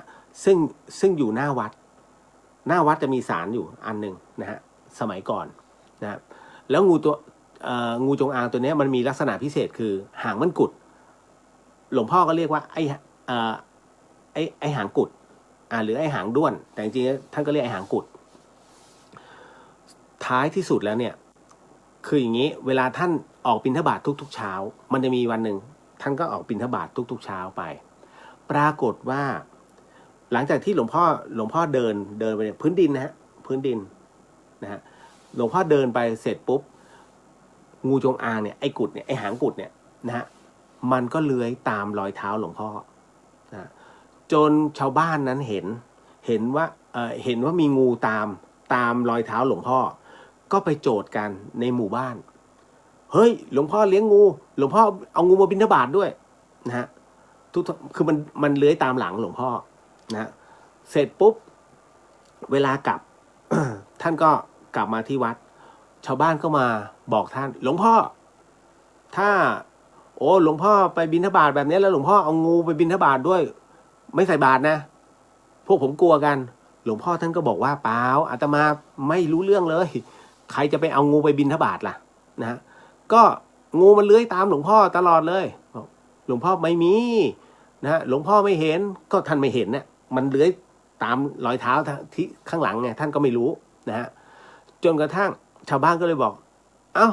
ก็หลวงพ่อลองดูสินะเวลาหลวงพ่อเดินน่ะนั่นน่ะงูมันจะตามรอยเท้าหลวงพ่อตลอดเลยทุกวันเลยไม่เอานะพวกผมกลัวหลวงพ่อก็เลยลองดูอีกวันหนึ่งฮะรุ่งเช้าหลวงพ่อก็เลยบิณฑบาตอีกรอบหนึ่งเดินเสร็จปุ๊บเนี่ยท่านก็รับบาตรเหมือนเดิมชาวบ้านก็เริ่มกลัวเหมือนเดิมแต่ก็ใส่บาตรหลวงพ่อนะฮะตอนขากลับพอตอนขากลับปรากฏว่าหลวงพ่อก็สังเกตรอยเท้าของตัวเองเห็นฮะหลวงพ่อเห็นว่ามันมีรอยยาวๆเป็นรอยงูจริงที่เลื้อยนะฮะเลื้อยตามหลวงพ่อมานะฮะเสร็จปุ๊บหลวงพ่อก็เดินมาเรื่อยแล้วหลวงพ่อก็เลยสังเกตนะหันไปจนกระทั่งหลวงพ่อเดินเลยศาลเห็นว่างูตัวเนี้ยนะท่านสังเกตเห็นงูตัวเนี้ยมันเลื้อยเข้าไปตรงศาลนะฮะแล้วมันรอหลวงพ่อทุกวันจนกระทั่งหลวงพ่อเนี่ยต้องออกมาแล้วก็บอกเอ้ยไอ้หางกุดไม่ต้องไปบิณฑบาตกับหลวงพ่อนะชาวบ้านเขากลัวก็อยู่ตรงนี้แหละแล้วก็อยากให้เราไปหาที่อยู่ใหม่เข้าไปในป่าลึกๆเลยเพราะอีกไม่นานเนี่ยที่เนี่ยคนจะเยอะท่านบอกแบบนั้นนะฮะตั้งแต่นั้นเป็นต้นมาเนี่ยไม่เจอไอ้หางกุดอีกเลยนะแล้วก็วัดหนองป่าพงคนเข้ามาอยู่เรื่อยๆจริงๆฮะนะจนถึงปัจจุบันนี่ฮะก็เป็นอีกหนึ่งเรื่องเล่านะที่มีบันทึกของพระอาจารย์ไพศาลวิสาโรท่านก็บันทึกเอาไว้เรื่องราวของวัดหนองป่าพงเอามาเป็นกิมมิคสั้นๆเล่าให้ฟังในเรื่องราวของครูบาอาจารย์พระอาจารย์ทรงพลท่านก็อยู่ในเป็นอีกหนึ่งศิษย์ของหลวงพ่อชาสุภัทโทเดี๋ยวผมค่อยโพสต์แล้วกันเพราะว่างานของท่านจะมีวันที่12เนาะนะฮะแล้วผมคงจะต้องใช้บัญชีท่าน ผมไม่ใช่บัญชีพอแล้วนะฮะบัญชีส่วนตัวพอแล้วนะฮะก็จะใช้เป็นบัญชีท่านแล้วก็ท่านใดที่โอนร่วมบุญกับพระอาจารย์ท่านเสร็จปุ๊บส่งชื่อมาในอินบ็อกซ์เพราะว่าผมจะต้องปริ้นรายชื่อตรงนี้แล้วถึงเวลาผมจะให้ท่านสวดอีกทีหนึ่งก็จะทำแบบนี้เสมอเพื่อให้ทุกท่านได้รับอานิสงส์เต็มทุกครั้งไปนะฮะไม่ใช่ว่าลอยลมเนาะเหมือนกันฮะของหลวงพี่ภัสกรของทำพระเหมือนกันนะแม้จะเป็นบัญชีทุกเขมผมก็จะปริ้นรายชื่อทั้งหมดเนี่ยให้ท่านเขมได้อธิษฐานเช่นกันนะทั้งหมดทั้งมวลขอโมทนาสาธุตรงนี้ไว้ก่อนต่อมา เอ่อเมื่อกี้ในเรื่องของวิญญาณคราวนี้มาการที่เรามีอาการแปลกๆนะฮะเช่นขนลุกสั่นหูแว่วอันนี้เป็นอาการของเทพลงหรือเปล่าคะแล้วทำไมคนจึงมีร่างที่วิญญาณรอทรงเป็นเพราะอะไรมีวิธีแก้ไหมคะผมเชื่อมั่นว่าผู้ที่ฟังรายการ The Hien เนี่ยมีประสบการณ์ส่วนตัวในเรื่องของการทรงเจ้าถูกไหมฮะนั่นเป็นเพราะว่าผู้ที่ผมเคยอธิบายหลายๆรอบนะฮะในเรื่องของคนทรงเจ้าเนี่ยจริงๆไม่มีใครอยากเป็นหรอกมันถูกกำหนดมานะฮะคนทรงเนี่ยมันมี2ประเภทนะฮะ1ถูกกำหนดมาตั้งแต่เกิด2เป็นการสืบทอดต่อกันนะฮะไม่ใช่กระสือยายสายหรือคุณยายวรนาถไม่เกี่ยวกันนะฮะแต่มันต้องมีคนรับช่วงนะครับในครอบครัวเนี่ยจะต้องมี1คนที่เป็นแต่คราวนี้มันเกิดขึ้นได้อย่างไรเรื่องตรงนี้มันเป็นเรื่องที่อาจินไตยมันไม่สามารถไปกำหนดได้ผมเองก็ไม่รู้หรอกที่มาที่ไปนะฮะแต่ทั้งนี้ทั้งนั้นเนี่ยว่ากันว่าเล่าสู่กันฟังนะฮะ นะฮะคนประเภทที่มีอีก1ร่างหรือว่าหลายๆร่างเนี่ยเป็นผู้ที่เขาเรียกว่าในครั้งก่อนที่จะมาปฏิสนธินะฮะก่อนที่มาปฏิสนธิเนี่ยในรูปของการที่เป็นดวงจิตอยู่แล้วกำลังรออยู่เนี่ยนะฮะหมู่มวลแล้วก็ทวยเทพ ผู้ที่จะเป็น เขาเรียกว่ากึ่งเทวดาจะตกสวรรค์มาดูว่าเฮ้ยไอ้นี่ดวงมันใช้ได้เราน่าจะฝากเขาทำบุญหน่อยอย่าลืมนะสัมภเวสีผีเล่ร่อนแม้กระทั่งเทพเทวดาไม่สามารถทำบุญด้วยตัวเองได้นะฮะไม่สามารถนะครับเพราะว่าไม่มีร่างกายเรามนุษย์เนี่ยได้เปรียบที่สุดแต่เราใช้ร่างกายไม่เป็น เอาร่างกายไปทำบาปมากกว่าทำบุญเพราะฉะนั้นในส่วนตรงนี้นี่เองเนี่ยฮะถึงได้บอกว่าในเมื่อเขาทำบุญไม่ได้แต่เขาอยู่สมมุติว่าเลเวลเขาอยู่ที่จตุมหาราชิกาซึ่งเป็นสวรรค์ที่ใกล้กับมนุษย์มากที่สุดอยากอัพอยากได้ตำแหน่งเลื่อนซีขึ้นมาอันนี้มันจะไปปฏิสนธิแล้วใช้ได้ดวงเขามีประโยชน์มีคุณดูก่อนมีดวงไหนมาจองไหมมีท่านใดมาจองไหมมีท่านนั้นมาจองงั้นเดี๋ยวฉันขอแจมเป็นดวงที่2กรณีแบบนี้ที่ถูกขอจองเนี่ยคนเนี้ยจะมีด้วยกัน3ร่างตัวเองกับอีก2ร่างที่มาขอจองเอาไว้จะเป็นเทพอะไรก็แล้วแต่เขาถูกขอจองไว้ก่อนเกิดแล้วฮะแล้วหลังจากนั้นเมื่อเกิดเสร็จปุ๊บเขาก็จะมีอันเนี้ยแต่ว่ายังไม่บรรลุหมายถึงว่ายังไม่บรรลุนิติภาวะหรือว่ายังจดจำอะไรไม่ได้เขายังไม่สามารถลงได้การแปลกๆเกิดขึ้นนะฮะเมื่อนั้นแหละรับขันไหมมันเป็นเรื่องราวที่พูดยากนะฮะเรื่องราวเหล่านี้นะฮะทำไมต้องรับขันผมเองก็ยังสงสัยนะฮะรับขันคือการจำยอมนะจำยอมต่อสิ่งนั้นนะก็คือขอเป็นทาสนะฮะแล้วก็เพื่อที่จะช่วยเหลือผู้คนเอาบุญและบารมีเนี่ยเขาเรียกส่งสวยต่อไปข้างบนสวยมีหมดเลยนะ แล้วหลังจากนั้นบุคคลเหล่านี้ เป็นบุคคลที่พิเศษนะ1กินเหล้าไม่เมา2สูบบุหรี่ไม่เป็นมะเร็ง เกี่ยวไหมเนี่ยแต่เป็นเรื่องที่แปลกผมก็เห็นแบบนั้นมาเรื่อยๆนะฮะโดยส่วนตัวอันนี้คือส่วนตัวนะฮะ3ส่วนใหญ่แล้วจะเป็นผู้หญิงผู้ชายจะน้อยมากนะฮะเป็นผู้หญิงเนี่ยสักเกือบ 90% 95% คนทรงจะเป็นผู้หญิงนะฮะที่สำคัญคือใครที่เป็นแฟนเขาเนี่ยทำตัวลำบากหน่อยทำตัวลำบากเพราะว่าบุคคลซึ่งอยู่ในประเภทนี้เวลาเขาจะตัดผมเนี่ย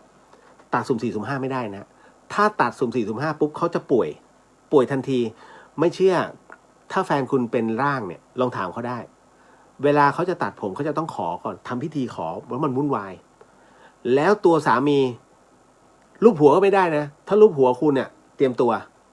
ไม่เจ็บก็ไม่เจ็บหนักก็เจ็บเบาเป็นอย่างนั้นจริงๆฮะเพ ราะถือว่าคุณเนี่ย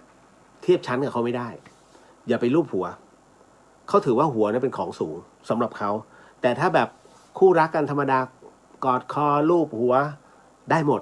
แต่ถ้าเป็นคนทงไม่ได้นะมันจะมีข้อแม้นะตรงนี้ด่าก็ไม่ได้ด่าปุ๊บคุณก็ซวยอีกมันสะท้อนกลับไม่ได้เลย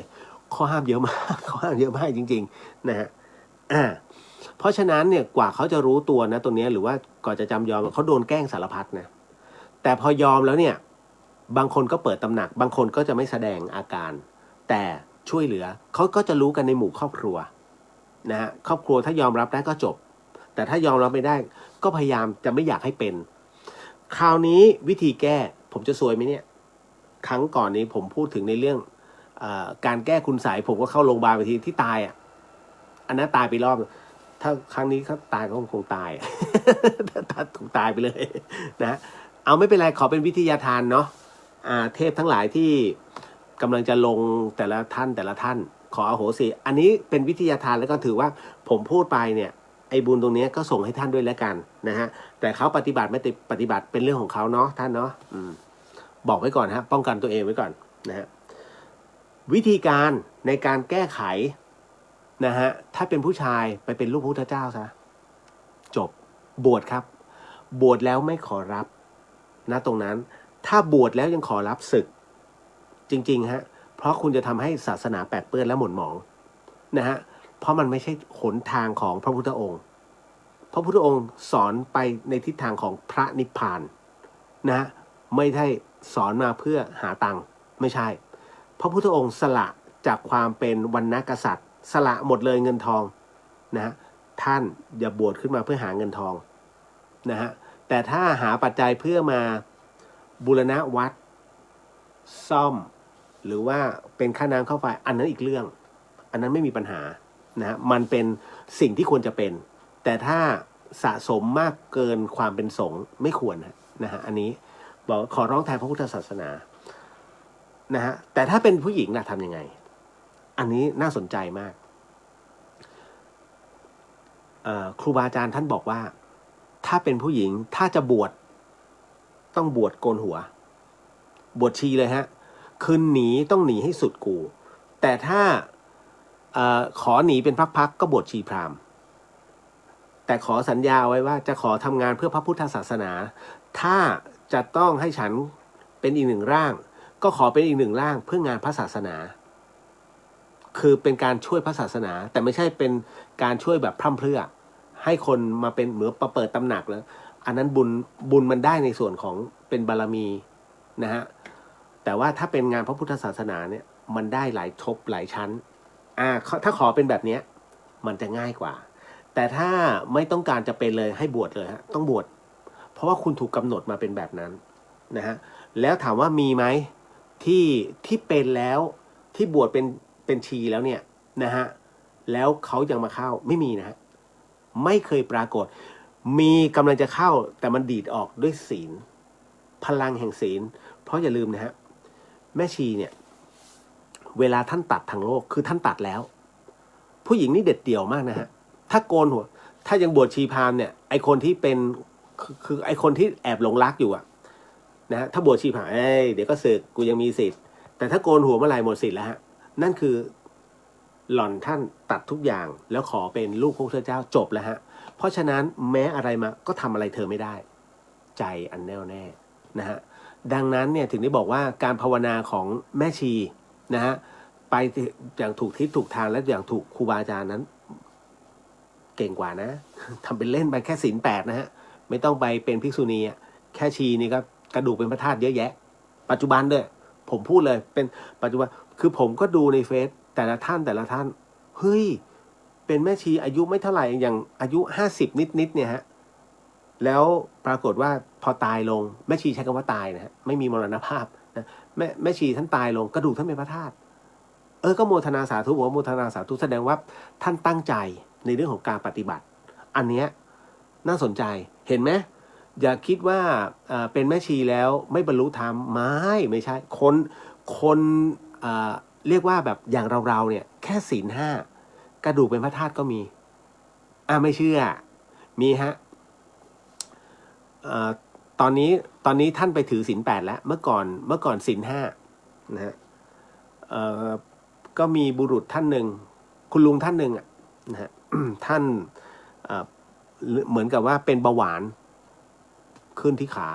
แล้วขาบวมเน่านะฮะจะมีกำหนดตัดขาอีก2 วันต้องตัดขานะฮะ ปรากฏว่าไปกราบหลวงพ่อประสิทธิ์บุญยมกโรที่วัดป่าหมู่ใหม่ก็ไปกราบหลวงพ่อท่านก็ดูแล้วก็พ่ออุ้ยเนี่ยก็ไปเรียนบอกท่านบอกว่าเดี๋ยวมีโอกาสมากราบก็มากราบก่อนไม่มีโอกาสครับหลวงพ่อเพราะผมต้องอีก2 วันหมอต้องตัดขาหลวงพ่อประสิทธิ์ท่านก็ดูโอ้บ่ต้องไปตัดดอกหลวงพ่อท่านก็บอกนะฮะบ่ต้องไปตัดดอกเชื่อเถอะนะฮะปล่อยไว้เงี้ยไม่มีปัญหาปรากฏว่า หลวงพ่อบอกว่าให้รักษาศีลนะฮะให้มันขึ้นใจเลยรักษาศีลเป็นอาจีนเลยคุณผู้ฟังฮะปรากฏว่าพ่ออุ้ยคนนั้นก็ไม่ได้ตัดขานะไม่ตัดขาตามที่หลวงพ่อประสิทธิ์บอกนะเพราะหลวงพ่อประสิทธิ์นี่คือหนึ่งในพระสุปฏิปันโนซึ่งกระดูกแขนเป็นพระธาตุเป็นแก้วที่หนังสือพิมพ์ข่าวสดลงมาหลายปีแล้วนะฮะว่ามีพระอริยะบุคคลเกิดขึ้นที่อำเภอแม่แตงจังหวัดเชียงใหม่นะฮะแล้วก็เอ็กซเรย์มาเป็นแก้วฮะโอ้ยคนถึงได้ไปนั่นนะท่านมรณภาพไปแล้วนะ ผมถึงได้กล้าพูดนะตอนนั้น ก็ปรากฏว่าพ่อขาวคนนี้ก็เลยรักษาศีลปรากฏว่ากระดูกขาเป็นพระธาตุฮะเป็นเรื่องที่นะเขาถ่ายรูปมาเนี่ยโอ้โหเรียกว่าคือมันเป็นเรื่องอัศจรรย์อะซึ่งหลวงพ่อประสิทธิ์นะฮะท่านพูดเอาไว้ก็คือท่านคงจะดูแล้วเนื้อนาบุญนะก็โมทนาสาธุกับตรงนั้นนะเห็นไหมเพราะฉะนั้นแม้กระทั่งเป็นคฤหัสถ์ศีล 5เนี่ยแล้วค่อยๆเพิ่มศีลขึ้นไปเนี่ยสามารถได้เหมือนกันคุณนะฮะเพียงแต่ว่าเราเลือกเอาแบบไหนถ้าเรามีนิพพานเป็นที่ตั้งไม่ต้องกลัวแล้วนะครับก็เป็นอีกหนึ่งเรื่องราวจบจริงๆจะมีเก็บไว้ก่อนเอาแล้วนะเดี๋ยวพรุ่งนี้โพสต์เรื่องบุญนิดนึงนะฮะตามเหตุปัจจัยเนาะวันพรุ่งนี้ก็เป็นพระประจำของพระอาจารย์ภาสกรอีก1 รูปซึ่งทำพิธีตลอดเพราะฉะนั้นใครอยากกินหัวคิวบุญก็พรุ่งนี้เตรียมตัวนะฮะเพราะอะไรทุกครั้งเวลาปฏิบัติศาสนกิจนะฮะในเรื่องของพิธีต่างๆท่านจะเป็นจุดศูนย์รวมเลยทุกครั้งมาใช้ท่านก็กินหัวคิวบุญไป สาธุหมดเวลานะฮะก็สิ่งหนึ่งสิ่งใดที่ผิดพลาดพลั้งไปต้องขออโหสิกรรมนะที่นี้ไม่ได้ตั้งใจหรือมีเจตนาก็ขออนุญาตนะครับขออานิสงส์ผลบุญในค่ำคืนนี้นะฮะก็ขอมอบทั้งหมดทั้งมวลอานิสงส์ผลบุญที่ข้าพเจ้านั้นได้ทำในค่ำคืนนี้นะฮะมอบแด่องค์พระสัมมาสัมพุทธเจ้าทุกๆพระองค์พระธรรมเจ้าทุกๆพระองค์พระอริยสังฆเจ้าทุกๆพระองค์พระอสิติมหาสาวกเจ้าทุกๆพระองค์รวมถึงพระอรหันตสาวกทุกๆพระองค์นะฮะแล้วก็รวมถึงทวยเทพเทวดาสัมภเวสีผีเล่ร่อนรวมไปถึงครูบาอาจารย์พ่อแม่พี่น้องเพื่อนสนิทมิตรสหายทั้งหลายของข้าพเจ้ารวมถึงเจ้ากรรมนายเวรประจำตัวของทุกท่านแล้วก็ของข้าพเจ้าก็ขอให้ได้รับอานิสงส์ผลบุญในค่ำคืนนี้ด้วยเช่นกันนะ สาธุขออนุญาตนะครับแผ่เมตตาเนาะขวดน้ำนะฮะ ยะถาวาริวหาปุราปริปุเรนติสาครังเอวะเมวะอิโตตินังเปตานังอุปกปปติอิชิตังปฏิตังตุมหังคิปะเมวะสมิสันตุสัพเพปุเรนตุสังกปาจันโทปนารโสยะถามะนิโชติระโสยะถา